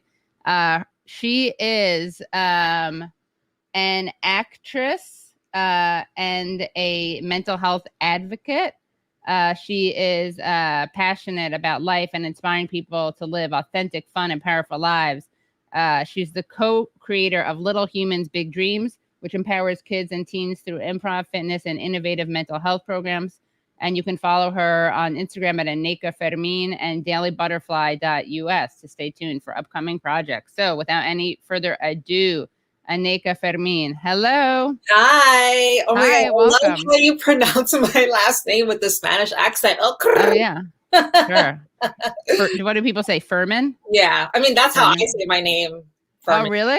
Yeah, yeah. Okay, sorry. Aneika No, Fermin. no, but you could say Fermin because it's accurate. It's just I'm not used to hearing people say it in the Spanish accent. Yeah. Someone says, "Are you abandoning?" Just want to respond to this quickly. I shouldn't feed the trolls, but are you abandoning politics and looking for a therapist? Yeah, that's why last night I had Kathy Kelly, thrice nominated Nobel Peace Prize person, and a Danny Sherson, who is a vet, an anti-war veteran, because I'm abandoning politics. And that's why I'm going to have Adam Gaffney on to talk about COVID. And that's why I'm going to have back on the show Rania Kalik and Aaron Maté and Max Blumenthal, because you're right. Feed me. Yes, you're right. I fell for it, Mr. Decide. But, you know, I don't know. I'm going to just give up. I'm abandoning. I don't care. I'm secure in my politics. This is another project. And if you don't get the connection between political and personal, oh, Aneika, maybe you can talk about this. There's some talk in the chat. A lot of people are framing self-care as like the realm of privileged people. And so maybe you can, maybe you can respond to that a little bit. I would be happy to respond to that. Yes. So tell us about your own journey. Yeah. Yeah. So first of all, like I've dealt with anxiety most of my life. I initially didn't think it was anxiety. I was your classic overachiever, you know, great grades and A+ in school, high school, doing all the activities. I typically overwork myself, working crazy hours, corporate America, nightmare. And And I realized like this was part of the anxiety, right? And until I realized that, I was just a machine. I would tell myself, oh, I need to take care of my well-being. I would go from breakdown to breakdown to breakdown until I got tired of getting sick and being overwhelmed and crying after work, where I really took my health seriously. This is not a privileged thing. This is a human being thing. You know, we're so conditioned to put all these labels on people. Oh, you're privileged, or, oh, you had this life experience, or so you get to take care of yourself. Like, no, if you're a human being, you deal with trauma, regardless of whether you grew up in poverty or you grew up in a wealthy home. We can't really put on a pedestal, my trauma is worse than your trauma, or your trauma is not that traumatic, so you shouldn't feel sad, or you shouldn't have to take care of yourself. That's a fallacy. And it's just more of the BS that this society puts on us to just divide us. We're all human beings. I don't care if you're brown, yellow, orange, we're all human beings, and we all deal with trauma because of the human experience, period. Yeah. And it's more divide and conquer. Yeah. And it's self-care is crucial to have a functioning life and have peace. So it doesn't really matter what your political background is, what your socioeconomic background is. It's hard being a human being, and nobody tells us that. Yeah. And Bill Bradley just put in, I live in generational poverty. I have bipolar too, and used drugs to cope for many years. I promise you then rehab and AA, there are lots of poor people working on self-care. So that's another. Yeah, it's a human thing, like from poor to rich to middle class to whatever. It's crucial to work on self-care. Yeah. And in terms of like drug, I'm not going to get into this, but like the drug addiction comment, you know, a lot of the times we self-medicate because we don't want to feel our emotions, right? And then we judge addicts, but all of us are addicted to something. Social media, I don't know, whatever, porn. It's just your drug of choice. And so we judge people based off of their drug of choice, but we're all addicted to something. Attention, relationships, drama, suffering, exercise. Oh my God. I wish I were addicted to that. But there's some addictions that are good. Like I have to exercise. I have to go for a run every morning. I know when we're doing a sound check, you're like, I gotta go. Yeah, I gotta go. Please, run. I need to like get myself together. I wanna have that because that's what my for me, that's coffee, but I want to do it. So I'm like, I gotta get it's not gonna be a run, let's be honest, but it'll be something. Yoga, Pilates. I mean, you don't have to run, but like it's so important to like get like so our bodies and our minds and our spirits, our emotional bodies are all connected. So if you're not physically active, your energy is going to stay stagnant in your body.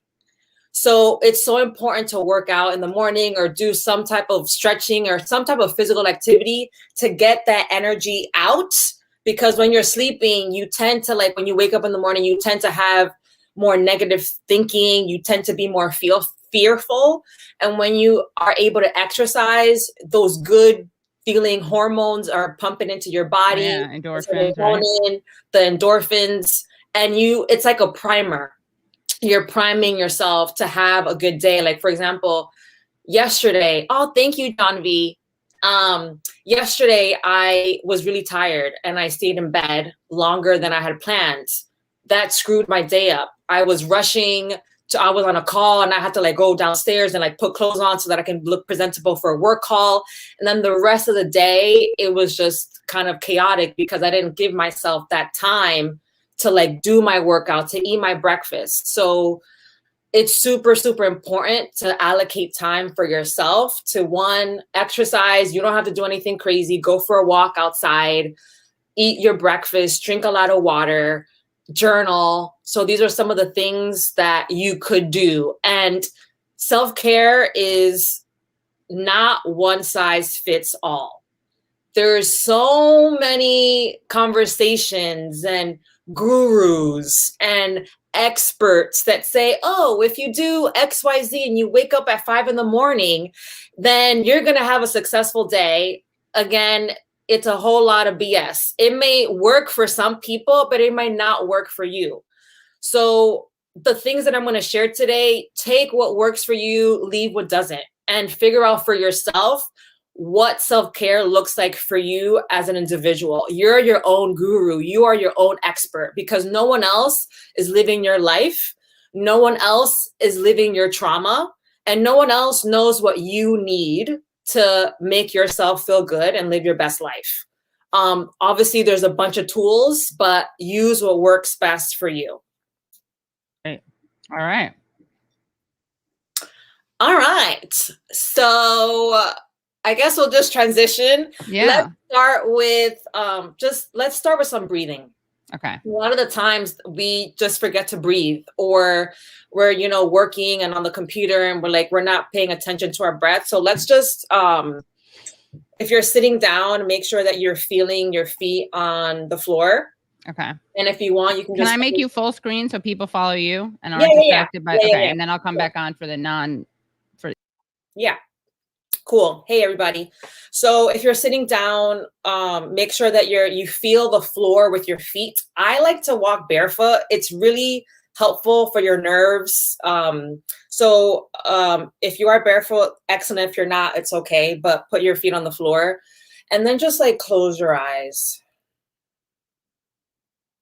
And just start breathing normally and just paying attention, observing your breath.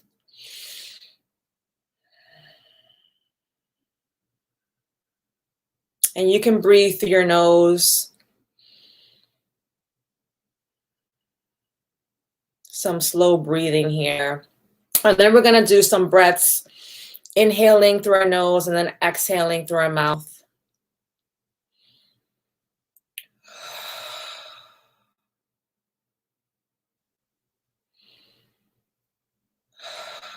And allow some sounds to come out, because another thing that happens is that we get conditioned to be quiet or not make noise, or for me, you're too loud, you're too much.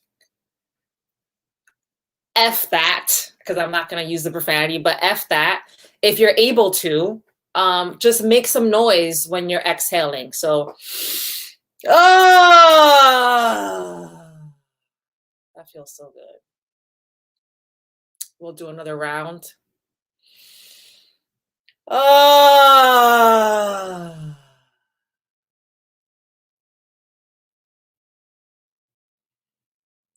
right.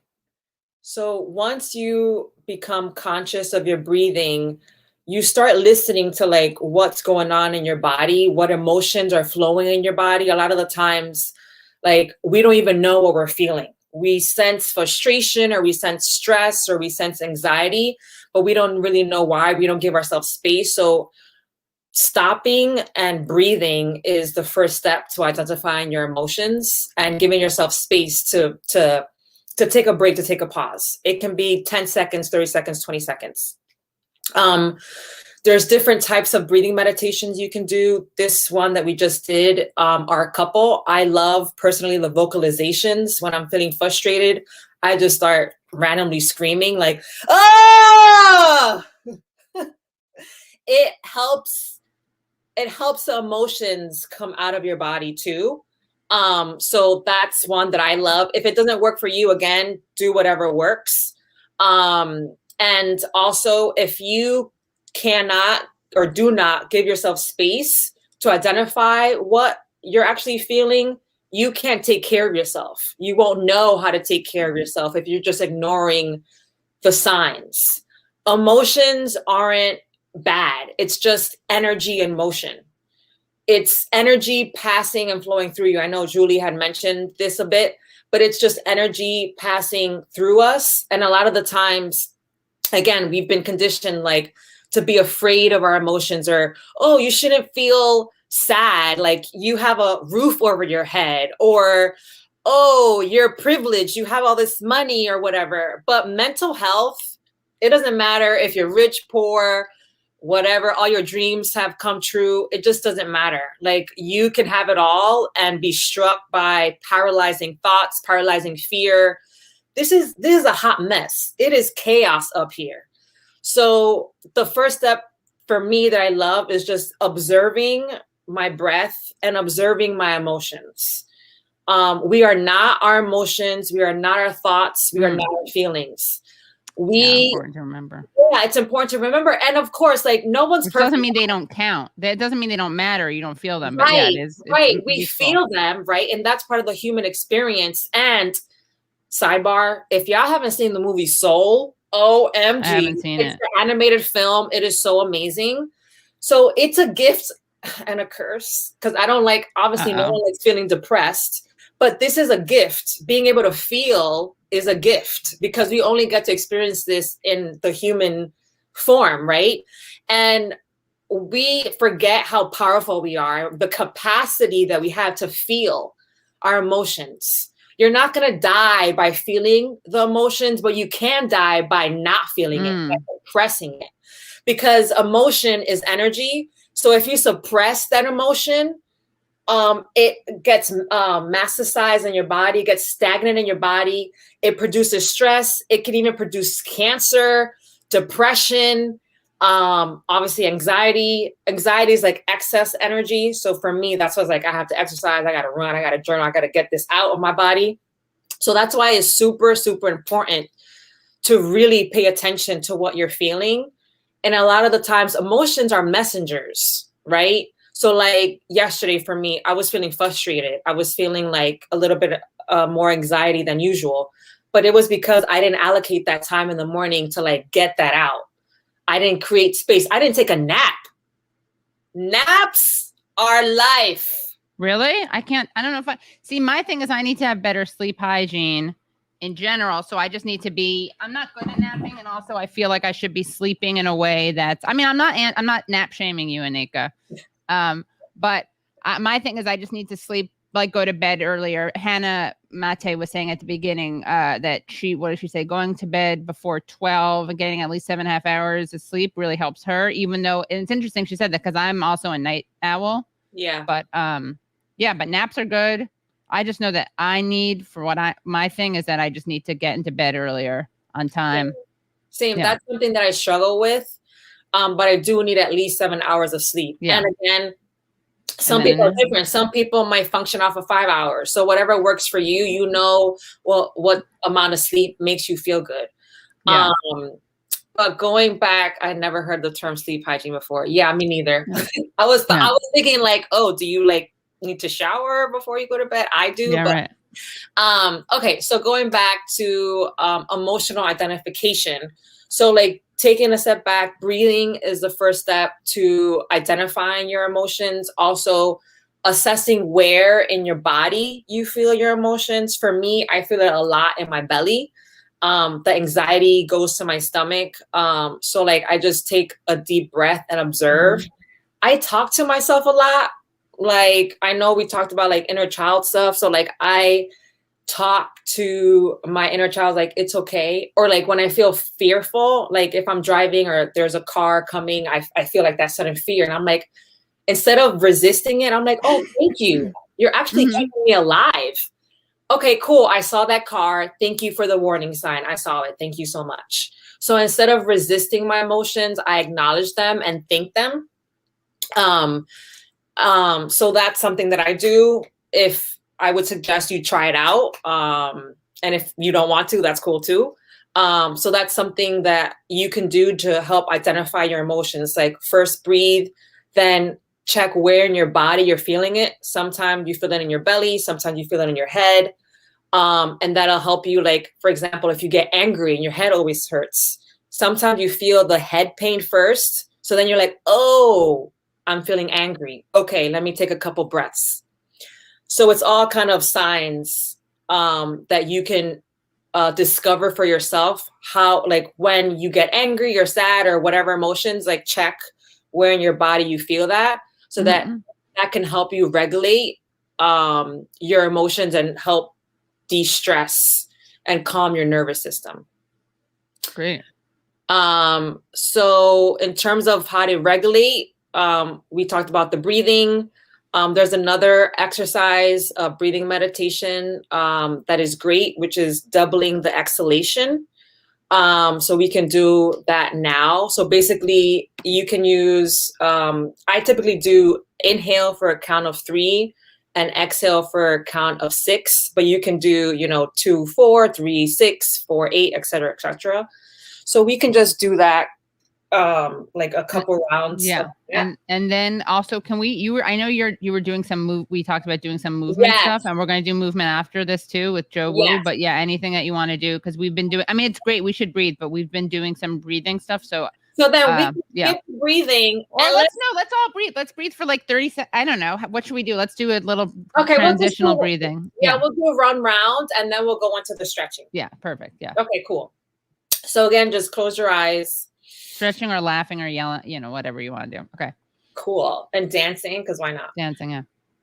Okay, cool. So we're gonna all the breathing is gonna be through the nose. So we're gonna inhale for 3. And we're gonna hold. And then exhale for 6.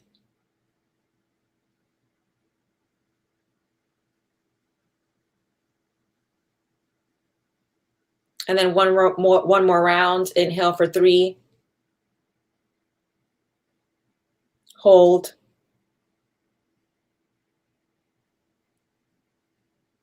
Exhale for 6.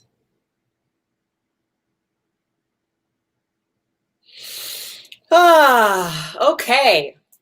Now, another way to get your emotions out is by stretching, dancing, moving your body around.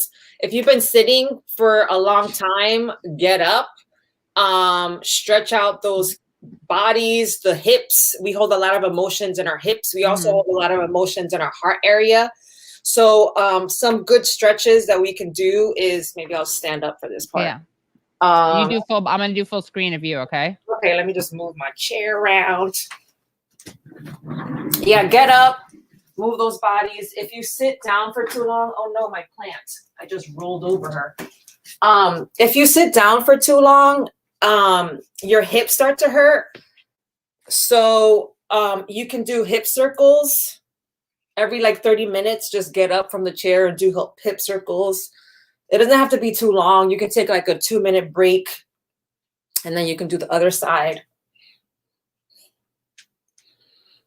I love doing neck circles too. So let's just we can do 5 on one side. And if it cracks, your neck cracks, it's all good. Mine cracks all the time. I'm like my own chiropractor. Then let's go to the other side.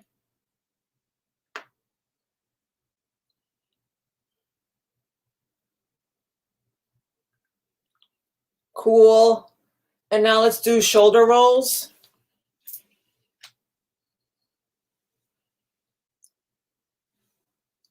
So we want to go back and then we'll go forward.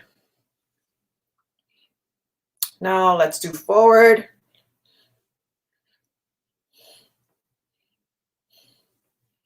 And then you can do, here, you can't see me, but you can do lifting up your legs like this to help with your hip stretches since we sit so much.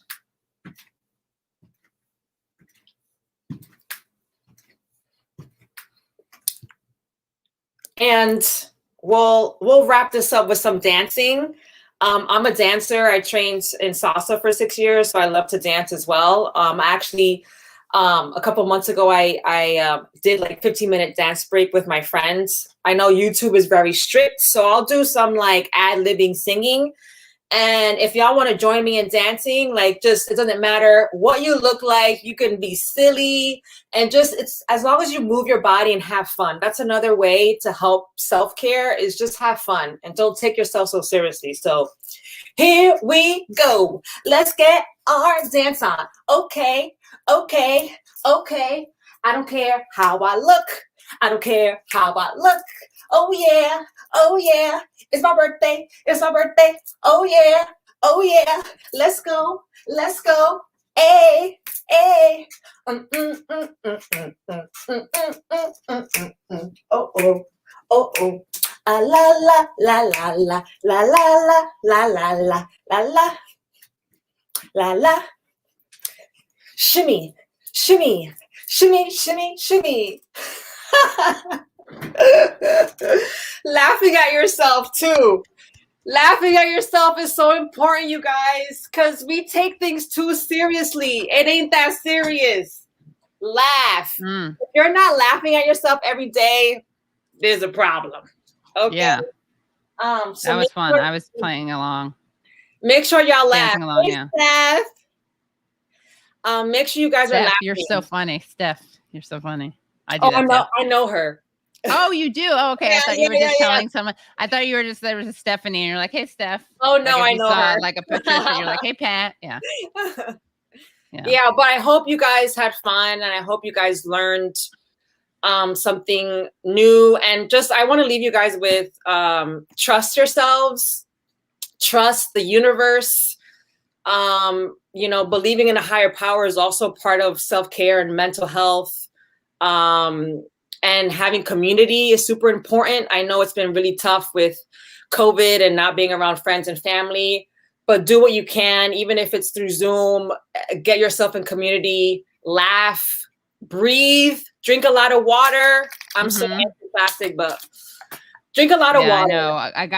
I got a, you know what I got? And it's worth it. And I got one of these water bottles that tells you like the time of, it's like 7 a.m. whatever. Yeah. And I'm telling you, it makes a huge difference. And I got it because I won't drink water unless it's in a bottle. So I think I shared this the other day. I've been making watermelon water. So whatever, you throw some fruit in there, you put some cucumbers, mint, watermelon, cantaloupe. That's also really good. Yeah, but water is key. Also, nutrition is super important. So make sure you guys are eating healthy, as healthy as you can, and move your bodies. That's so important. Yes. Yeah. Next time we should do the Beyonce dance. That's such a great song. Wait. Do you know how to do it? Wait. The move your body. That one. That's a good one too. Yeah. Which one are you talking about? The whole move your body. She's like to the left, not to the left. She's like, Oh,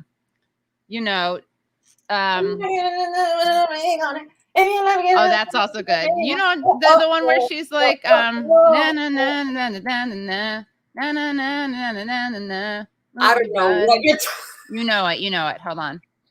It's by Beyonce, and it is why am I wasting time telling you guys lyrics to Beyonce songs? I don't even know what song that was. I couldn't recognize the melody. Well, she does the whole, it's like clap, it's jump, mission 1, let me see you run, put your knees up in the sky, because we just begun mission 2, this is how we do, shuffle. Mission 2. Yeah. I don't know the words to that, but I love Beyonce. Hey, girl. She probably won't watch this, but I love you, Beyonce. Hey, yeah. Okay. Yeah. I know it's time for the next speaker, but this was so much fun. And I'm sending you guys peace and love, and be compassionate with yourself. It is rough out here. It is rough being a human being. So be compassionate with yourselves and love yourselves. It is no joke, and take it easy. Great. And you got to come back and lead us in more stuff and talk more about your journey. Yes, I would love that. Someone said, God, I wish I had Aneika's energy. Well, you can try. Yeah. And you can follow me on Instagram at Aneika Fermin and at dailybutterfly.us. I have some projects in the works, some blogs, and the YouTube channel to share all my stuff. Okay, bye. I'm going to stop talking now. Wait, we need your fire back, Aneika. And also someone said, I forget who it was, but someone's like, I almost feel like this is a community, which is a really great thing to hear. Oh, yay. Yeah. Okay, great. And come back. We'll do some journaling. We're going to do, peace and love. All right. JZ. Thank you. C. Everyone share the stream, like the stream. Everyone subscribe. I made a special self-care playlist, so make sure you subscribe to that. And we're going to chunk these up. Phantomus Fanta is going to help. Hi, Phantomus, if you're out there. So we're chunking them up so you can do we'll have like dance with Aneika, and then it'll be like breathing with Maria Tan, So yeah. Okay. Great. All right. Bye, Felicias. Like I like Felicia. to say. Okay, that was great. We're going to just keep it going. Bring in our next speaker. And don't forget to follow all these wonderful people. So we're bringing in our next speaker. Jo Wu is an elementary school teacher by day and health and wellness coach by night. She helps empower others to create sustainable, healthy habits and lifestyles and achieve breakthrough results in mind and body transformation. Her passion is for others to discover self-love for who they truly are and find joy, freedom, and fulfillment in reaching their fullest potential. In all things, she believes joy is the key to constructive living and embodies this in her coaching. Consume joy is her mantra, and this is her take on health, habits, and heart. So without any delay, bringing in Jo Wu. Hi, Jo. Sorry. Yeah, Jo. I was saying joy, so then I got Jo Wu. Hello, how are you? It rhymes. Good. Hello. I'm great. So happy to be here. Thank you so much for having me on. Yes, of course. Thanks for coming on. Tell us about your own journey, please, with self-care, what it means to you, and how you got involved in it. Yeah. So, I mean, I'll try to make this as quick as possible. But really it was like that I wasn't healthy myself. And it started with actually depression. And I know going off of what Aneika was talking about, mental health. And so I knew that working out was a way to increase endorphins. And it was what I used as a coping mechanism for that depression. And then it turned into something that I just loved doing, like being fit. But at the same time, for me, it was correlated with like body image and just like that desire to, be skinny or whatever, because that's like what everyone tells you is like, accepted by society. And if you're anything but, like, you're not enough, right? That's like the message that we get, especially when it comes to beauty. So, it's just stemmed from that. And then I really just loved working out. And so I kind of became like a gym rat and like workoutaholic. And so on the outside, if you're like skinny or like you're going to the gym, you might look healthy, but you actually might not necessarily be. And so for me, I really try to encompass that whole like mind, body, soul, because even though I was going to the gym, I was eating whatever I wanted. Half of it was junk. Like one time, I don't know, I did my own cupcake crawl and ate 19 cupcakes in one weekend. No one can tell me that is healthy, right? But cupcakes, why not ice cream? I'm just saying, if you're going to do something, it's like when people have plain potato chips instead of sour cream and onion or barbecue. I know, right? But I'm not going to, I won't cupcake shame. I just always thought it was an overrated dessert. Anyway, that's not the point of this. The point is healthy eating, not which junk food tastes better. Well, it was when I went to DC, and the best cupcakes I found were from the Red Velvet Cupcakery.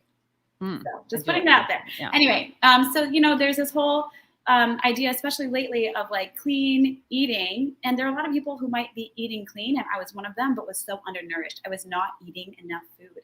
And a lot of people are not actually paying attention to their nutrition, which is why I really specialize in supporting people with the proper nutrition and supplementation for optimal health. And as I have progressed in my own journey, I've really realized that like it is not just about physical health. Like health is very holistic and really encompasses like deep practices that allow you to be your fullest self in mind, body, and soul. And if you're not meeting like all of those needs, then you're not like in optimal health. So I love that you are doing this, Katie, and really bringing like self-care practices and self-love to your audience, because I know, like Aneika said, like it is something that everyone needs. And we're the first to like do things for other people, but not do things for ourselves.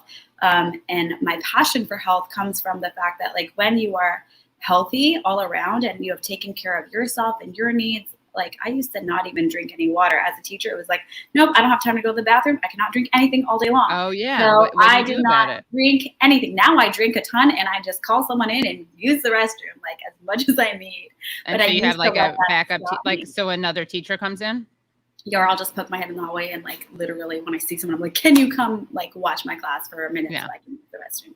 But in the past, I would have let that stop me. And now I just prioritize like my personal needs. And I think that's really important, because when you are operating at your fullest, even if you talk about education, there's Maslow's hierarchy of needs. And at the bottom is physiological needs, which includes like how you are taking care of your body, right? Like your health, like your nutrition, movement, all of that, sleep. And so when you have that foundation of physical health, it really elevates you in every other area of life. Like imagine if you're tired and sleepy, can you be the best version of you? Can you like do your job efficiently? Are you focused? No. Right. So when you've taken care of those needs at that minimum level, it really allows you to be your fullest self. Right. And that's really what I'm all about helping people do. So, little cautionary tale, real talk from TTID forever. Real talk, the best thing that ever happened to me was getting a kidney stone, because I then knew I had to drink water a lot so I can avoid that pain again. Yeah, I mean, sometimes lessons are learned the hard way. So don't get to that point. Yeah, drink water. Right. So, all right, it is 12:50 and I've kind of like timed myself out. So what I want to cover with you, because I do believe in holistic health and I believe that health is really in mind, body, and soul, I'm going to kind of go over different components in my very short half-hour segment of like mind, body, and soul. And at the root of all of it really is that like deep and radical self-love for yourself, right? Like you're not being healthy for someone else, like you are being healthy for yourself. And just like upfront, I want to say that you are worth it and you deserve to be in full health. And that it's different for everyone, but like to really pay attention to your needs and what makes you the healthiest version of yourself. Okay, so I'm going to start off with just like being healthy in our mind. And, you know, I know some other people have touched on it too, but that really comes from the thoughts that you are thinking about yourself. So we're going to start off with affirmations. And I just even want you to think, so even going back to what Julie said, so I love how this is all connected. Like as a child, there are things that you grew up maybe believing about yourself. So for me personally, it was like, I'm not good enough. I'm not beautiful. Like I'm Asian and I was not like blonde hair, blue eyed, which is what I saw on TV. Like, you know, that was the standard of beauty that I was comparing myself to. And so for me, like that's actually part of like why I experienced depression and suicidal thoughts when I was growing up. You know, because I was like, oh, I'm not good enough. I'm not pretty enough. I'm not beautiful. Like I'm not skinny enough, like, et cetera. It was all of that. And so I want you to just go ahead and just think right now, if you haven't already, just think about like, what are those thoughts that maybe hold you back or anything negative that you may think about yourself, even like at times. So it might be like, oh, I can't do this. I'm not capable. And I want you to flip the script on all of it. So like one of my big things, yeah, you can write them in the chat if you want to. Oh, thank you so much. But like one of the things that I used to think about myself is like, I'm not good enough, I'm not valuable, and the world rejects me, right? So I thought that no one liked me. And if that's what I'm thinking, like I can switch that and say, I am valuable and the world loves me, right? So like even on my wrist, I have the word, you can't see it. I'm like trying to have you read it, but it says beloved because I literally grew up feeling unloved. So my entire story that I was telling myself was I'm not loved or I'm not lovable. And so I had this tattoo just as a reminder and a positive affirmation of the opposite. And so I want you to just think about those things. If you feel comfortable, you can write them in there. Like, you know, my things were like, I'm not loved, I'm not valuable, I'm not good enough, I'm ugly, like I'm not beautiful, or like, you know, so then you would say I am beautiful, I hate my I'm body. loved. Okay. I love my body. So there's okay. Yeah. And honestly, just anything that's empowering for you. Like if you read, I read a lot of self-help books and personal development. Honestly, a lot of people at the start of their day, like before those negative thoughts creep in, because that's what's bound to happen. It's like immediately just fill your mind with positive thoughts. So what about this though? I'm not as good as my siblings. We don't want it to say I'm better than my siblings, right? So how would you transform that?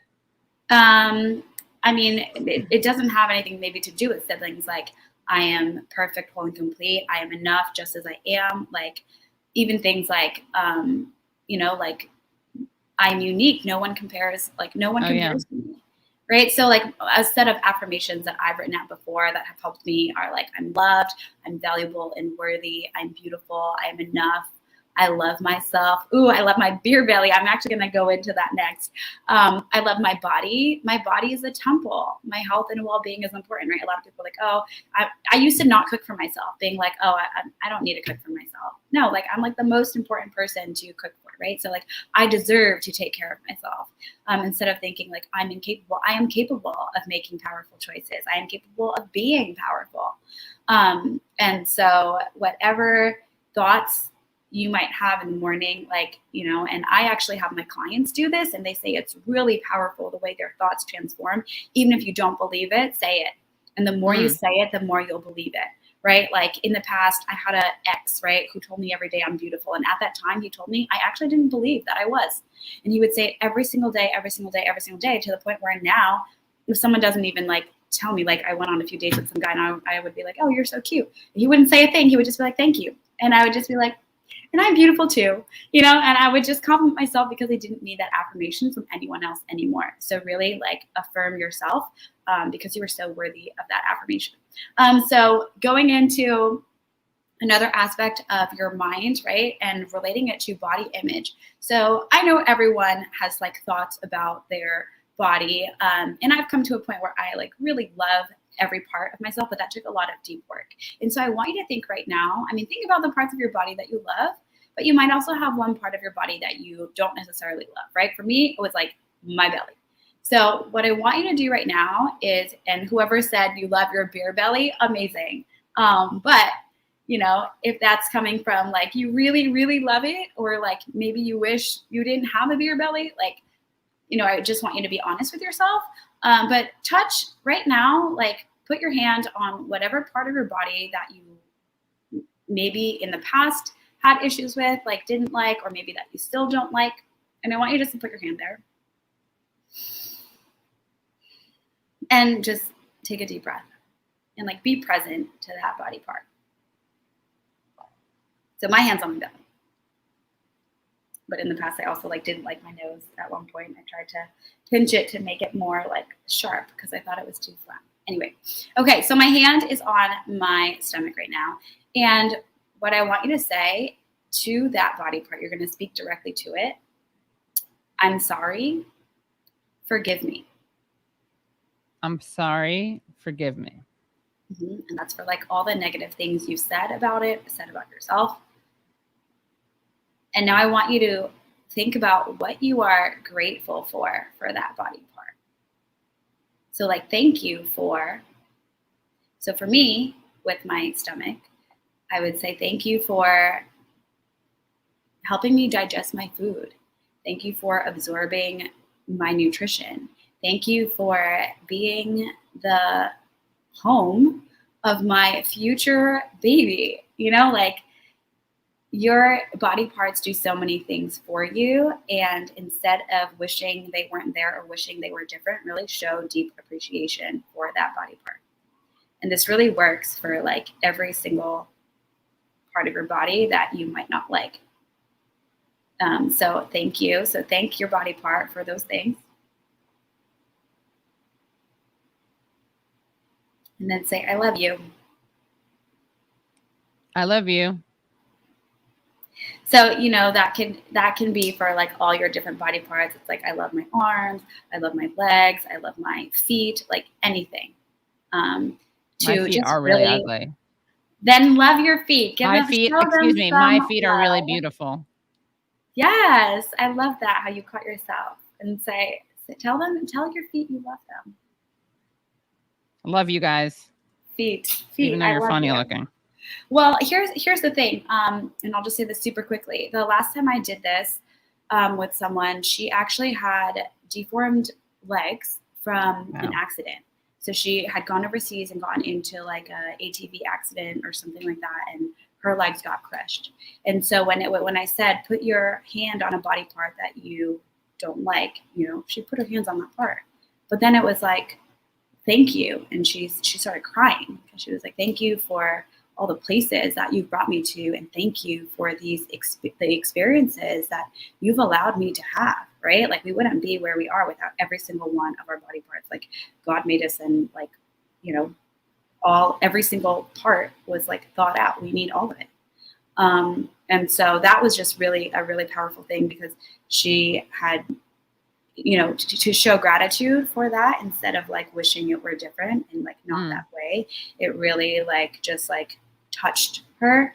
And, you know, she actually said, she was like, I don't know why I'm still triggered by this. And I was like, no, like it actually is beautiful that you still like cry and that it still brings tears to your eyes because you know how much you appreciate that you actually have these legs that can still bring you to beautiful places in the world for you to see and appreciate. So I just wanted to share that. Great. Okay, so next, so that is a lot about mind, right? So loving yourself in your mind, it really starts with your thoughts about yourself and your thoughts about your body, like everything about you.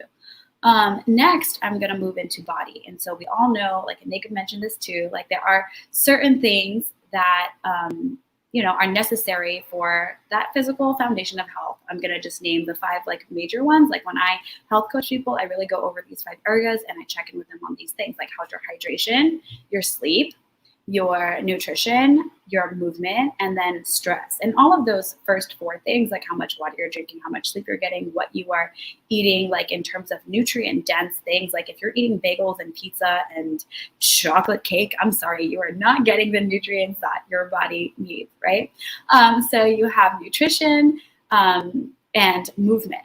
And movement might be like high intensity for some people, and for others, it might not be. That's okay. It's really about like what works for you. I do want to emphasize strength training because I do think that is important, especially as you get older, for you to just maintain that functional movement, keep your muscles working. And we will be doing some movement in this session. But so real quickly, so for hydration, these are reminders that I'm sure many of you know, but just in case you don't, like for hydration, we need to make sure that we're drinking at least half our body weight in ounces every day. And so just like see if you're doing that. If not, what systems can you put in place to make sure that happens? Like for me, I'm like, okay, by lunchtime, I need to have like X amount of water, or like, okay, and I'll like map it out. Like, okay, during the day, I am going to like drink a cup here, a cup there, even drinking a glass of water first thing in the morning when you wake up. I start off my day, first of all, with my vitamins, but after that, I take a warm lemon water. And I actually use warm lemon water with pink Himalayan salt because it really helps your digestion. It helps your body absorb nutrients, and it like just supports the alkalinity that your stomach is supposed to have. So that's something that I do every single day.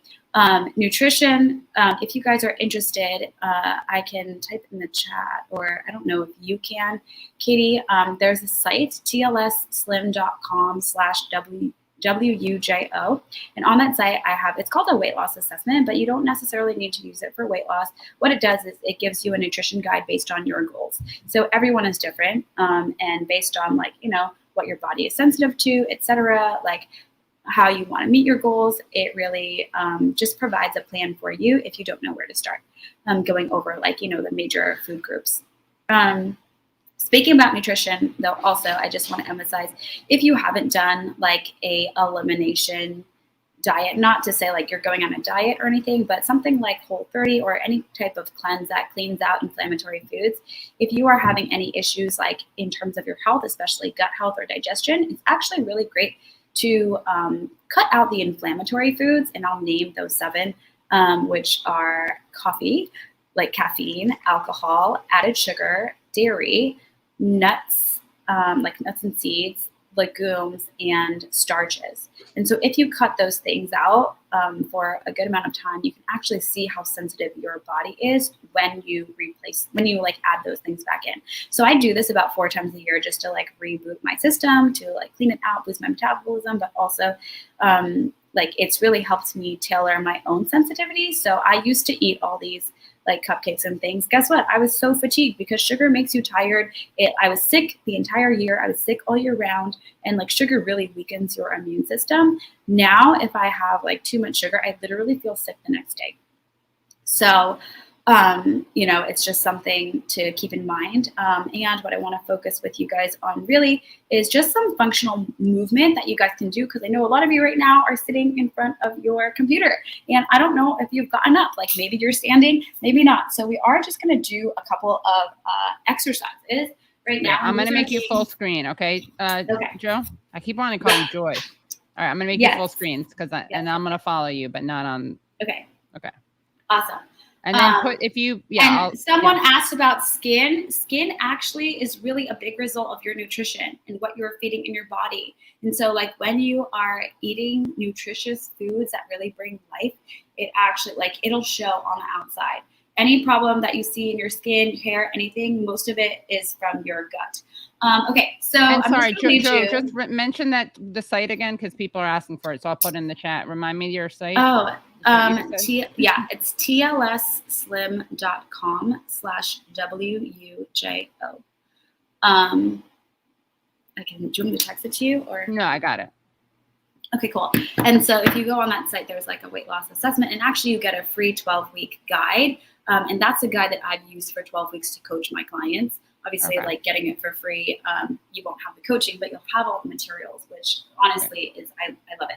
Okay, so I'm just going to lead you in like a few functional exercises. So a lot of people give excuses all the time, like, oh, it's too hard, I don't have time to go to the gym. No excuses. You don't need to go to the gym. Like even getting in 10 minutes of movement a day, like even like 5 minutes here, 5 minutes there. Like Aneika did the whole dance thing. During COVID, I used to have dance parties with my friend. My clock is a talking clock. So when it says like 1 o'clock or 2 o'clock, whatever, like on the hour, I'd like get up and move.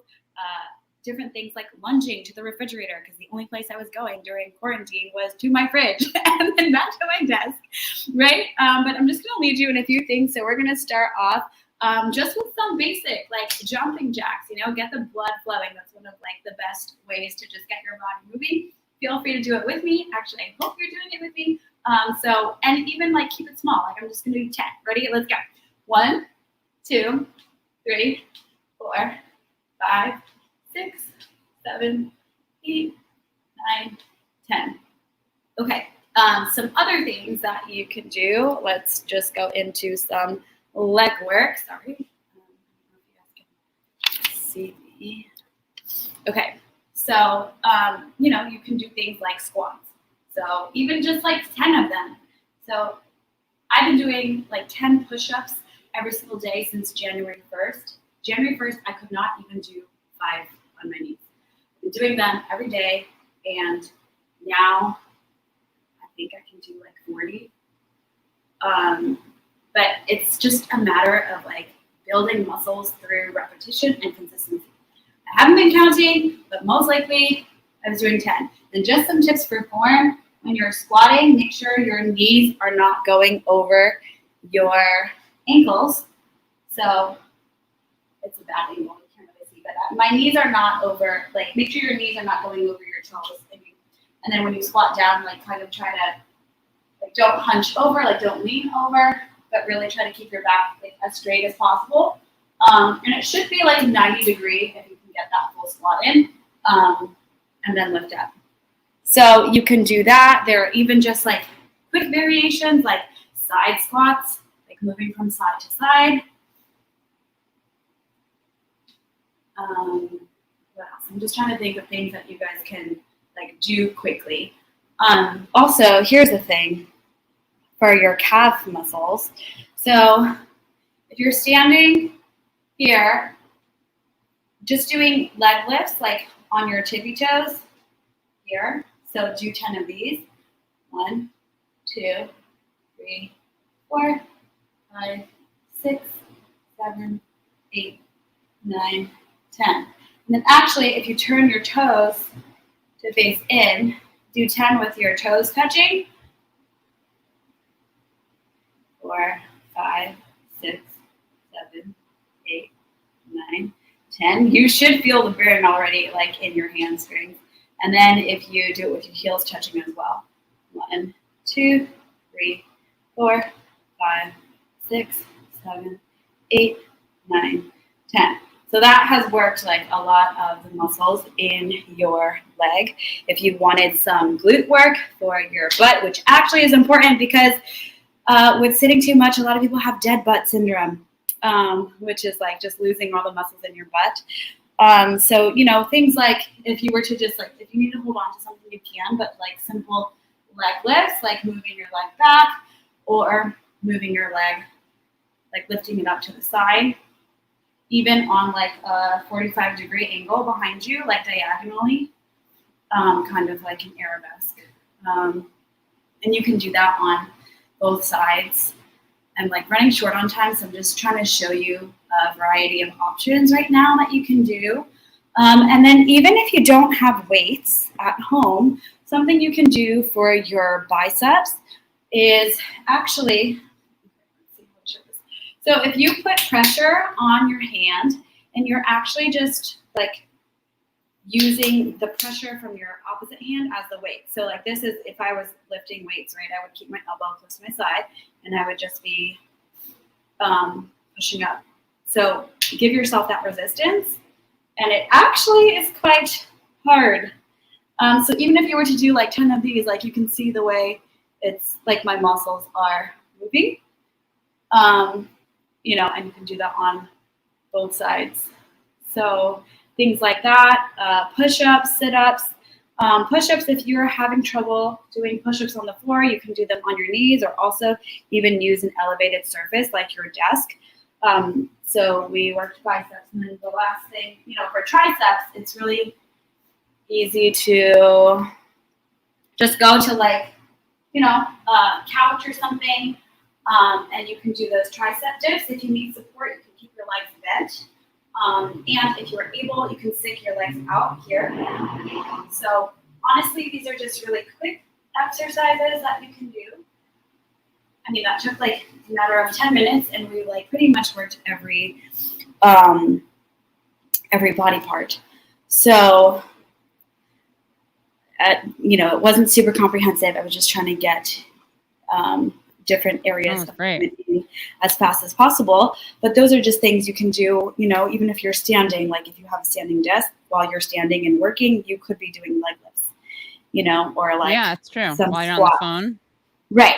And really just making use of your time, and there are simple things you can do here and there. And all of those things that I talked about really help you and help people with managing stress. And so I think that's the biggest reason to really focus on health, because even when you are stressed, it makes you more subject to getting illnesses, right? Because your body is just freaking out mentally, and when it does that, it'll kind of freak out physically too. So the last thing I want to close with is, so I did mind, body, and soul, and even stress is related to how you're taking care of your soul. Because if you're calm and at peace, really nothing can faze you. Some of the comments I get from a lot of my coworkers are Joe, nothing ever phases you. I'm yeah, I really try to let nothing bother me or get in my space, but I also am actively doing this work to take care of myself in mind, body, and soul every single day. So for soul, just some simple things. Gratitude. So right now, if you can think of even three people you are grateful for. Mm-hmm. Got it. And send them a message today that you are grateful for them and why. It builds connection, and relationships are just so important. Maybe you have three things you are grateful for. If you want to spend the time to just think about that right now. Mm-hmm. I mean, I'm always grateful for my health. I'm always grateful to get to contribute that to people. And Katie, I'm so grateful that you allowed me to share with so many people today. Yeah, of course. It was such a pleasure. And then also think of three things that bring you joy. So maybe they're for me, ice cream. I love ice cream. See, now you're talking. Forget the. Maybe I know, right? Maybe a couple weeks ago, I wanted to go to Six Flags because I hadn't been on roller coasters in a while, and I love those. They're so much fun. So think of things that maybe bring you joy that maybe you haven't done for yourself or allowed yourself to experience in a while. List them if you want to share in the chat what that might be. Guys, put it. This is a good question. Can it be the people no longer in life, the ones who you're, grateful for? Yeah, absolutely. I think their spirit still sense your spirit. Amazing. Mental sanity and peace. Yeah, and then pick one thing that gives you joy, and do that this weekend. Be intentional about it. And if it's a person who brings you joy, be intentional about spending time with that person.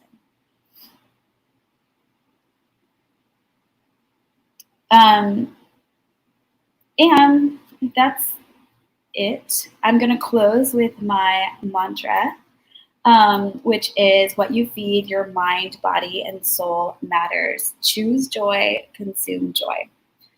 So you can find me on Instagram at Consume Joy. And before I go, actually, I just want to share an opportunity with all of you. If you are interested, I, along with 4 other people, are doing a challenge called 7-8-28. It's going to be 7 days of detox, 8 weeks of commitment and support, 28 live workouts in a really giant community. But my friends and I are actually, so it includes a yoga instructor, a personal trainer, a meditation coach, and a mindset and self-worth coach. And I am there for health and nutrition. And we're going to be doing daily live coaching Monday through Friday for 8 weeks. So that's like 40 coaching sessions that are included in that. And we're not charging extra for that, but it's really to support people because we really, especially right now, are really believing in holistic health and just really wanting people to be as healthy as they can in mind, body, and soul. So yeah, I appreciate all of you for being here, and for those of you who will be watching later. And yeah, is there anything else, Katie? No, you got to come back. This has been so good. I definitely want to do more of these. So we'll do longer ones or whatever. Yeah, we'll do. Yeah, definitely. We'll do some more fun videos. Yeah, that was so much fun. Thank you. Yeah, thank you. Clap, clap. Well done, Joe. Yeah, thanks, everyone. Okay, great. Guys, this has been a great, this has been like a mini conference. Let's see. When did we start? 10:45 we started. So how many hours is that? Someone... yeah, I think we're going to do this weekly. We're going to have a weekly session. Some sessions I know you have to go, Joe. So I want to thank you. Thank you, Ms. Wu. Rhymes. I know you have to go, Joe. Thank you, Ms. Wu. Amazing. Yeah. So I'll link to you. You already linked to actually. I'll add your links in the description. But awesome. Great. Thank you. And we're gonna we'll start. I'm gonna tell people about what's coming up next. So. Thank you, Joe. Awesome. Thanks, Katie. Thank you. All right. Bye. All right. So that was great, guys. And yeah, we're going to turn this into a weekly series. So we have a session with Teresa. Remember, Teresa led us in breathing. So she's going to do a yoga session with us. We're going to have someone, Yang is going to do some Tai Chi with us. We have someone else who's going to do vocalizations with us. This other person, Megan Niles, is going to do posture with us. So I think that's what we're going to do. Turn it into a weekly thing. Plus, I got to get, maybe we can, I keep trying to think of a way to do this. It's kind of weird. Maybe it should be on Twitch where we just like in the morning pages, water, exercise. I'm not going to be on screen doing any of that stuff, but we could all just kind of be checked in. I don't know. Maybe we can play some I wish we could play like Jane Fonda workout videos because those are so funny, but I think we'll get demonetized. What gave me the idea for this? Honestly, wanting to do more of this stuff myself. And I was like, I should create a community or not create a community. We have a community, I think, at the Katie Helper Show. So I wanted to create more accountability, as Hannah said. KTK, yeah. But I need to get, I really do. I don't know. I keep saying this, but guys, let's do some morning pages right now. Who wants to do that? Really boring to watch, but you want to do that? I don't even know if I have where you just write. We can do a morning page. You just write whatever, basically journaling. Hold on, let me see if I even have a pen. I may not be able to do this. You know what? I have a colored pencil from when we did that thing with Stella. Guys, I'm gonna do that. Let's take a minute to just write whatever's in our heads. It could be a gratitude thing. It could be gratitude, anything you want. I always feel clearer when I do that though. So let's do it. Ready? Let's go. 1 minute. Just stream of consciousness.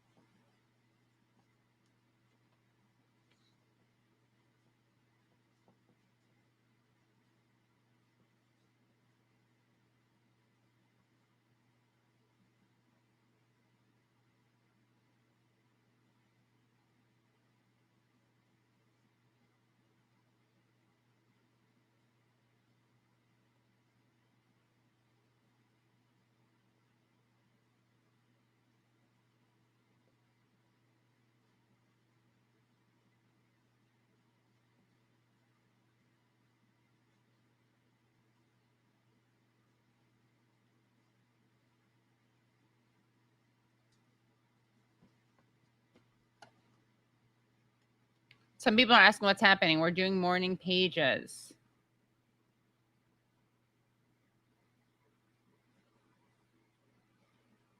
Or like afternoon pages. All right, I'm done. All right.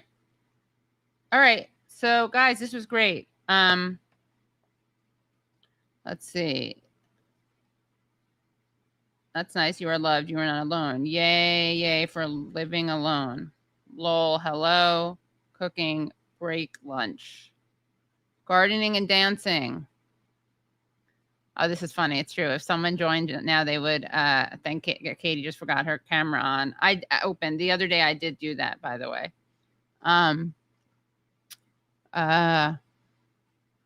Let's see. Let me just read the comments. So someone watched The Father last night. That's great. Oh, Mountain Dweller is grateful for Katie. That's really nice. Chopin, I don't think we can play that because copyright.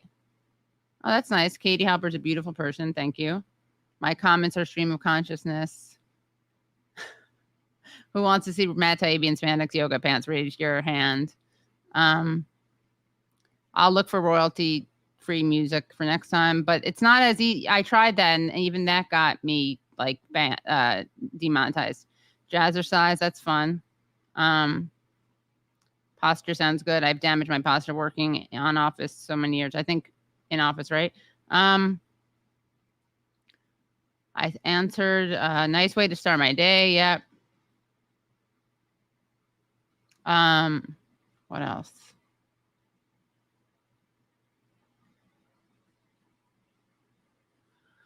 Mind, body, soul. Choose joy, consume joy. Anthony Hopkins is good. When you meditate on gratitude, all the happy hormones flood your being like a wave. Yeah, when you meditate on hate and frustration, not so much, right? I work at a library. We just got the movie. Okay. Red Pill is grateful for fiance, life, God. I thought you said France. Okay, I guess also Red Pill is grateful for video games, good food, love. Thanks for the content, says Jeebus Christ. Yeah, I know I should get a fountain pen and good notebook for journaling. I should. I actually have some, but I just sitting here. What else? Someone said, thanks, Joe. Monique in London, Haggis have 2 long side legs and circle hills clockwise only, or they fall off. I don't know what that is a reference to. Sorry. Jilly Love likes gardening, dancing, nurturing earth, body, spirit. Is this true? Snoop Dogg rage quit a game and left his camera on the whole day. What was he playing? Your honesty is awesome, KT. Thank you. I watch morning news from NYC, so I don't have to get up before 1400 here. Choosing harmony. I wasn't offended by any joke. Great scream, says Fetish Magic. Thank you so much. Cooking break lunch.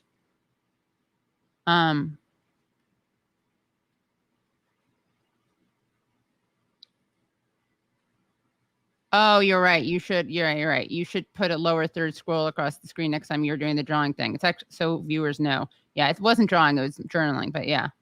Oh, this is nice. So glad for Katie, as it said, stay in the space because we're developing a community here, not something that's always easy to find.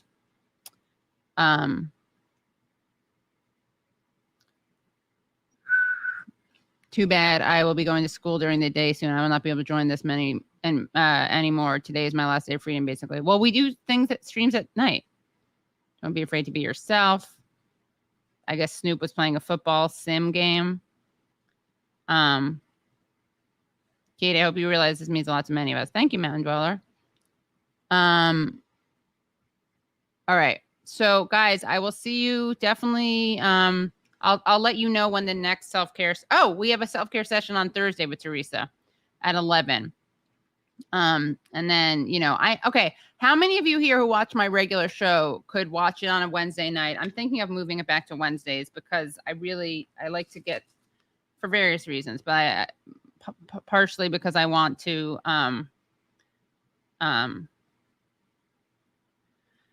this is so sweet.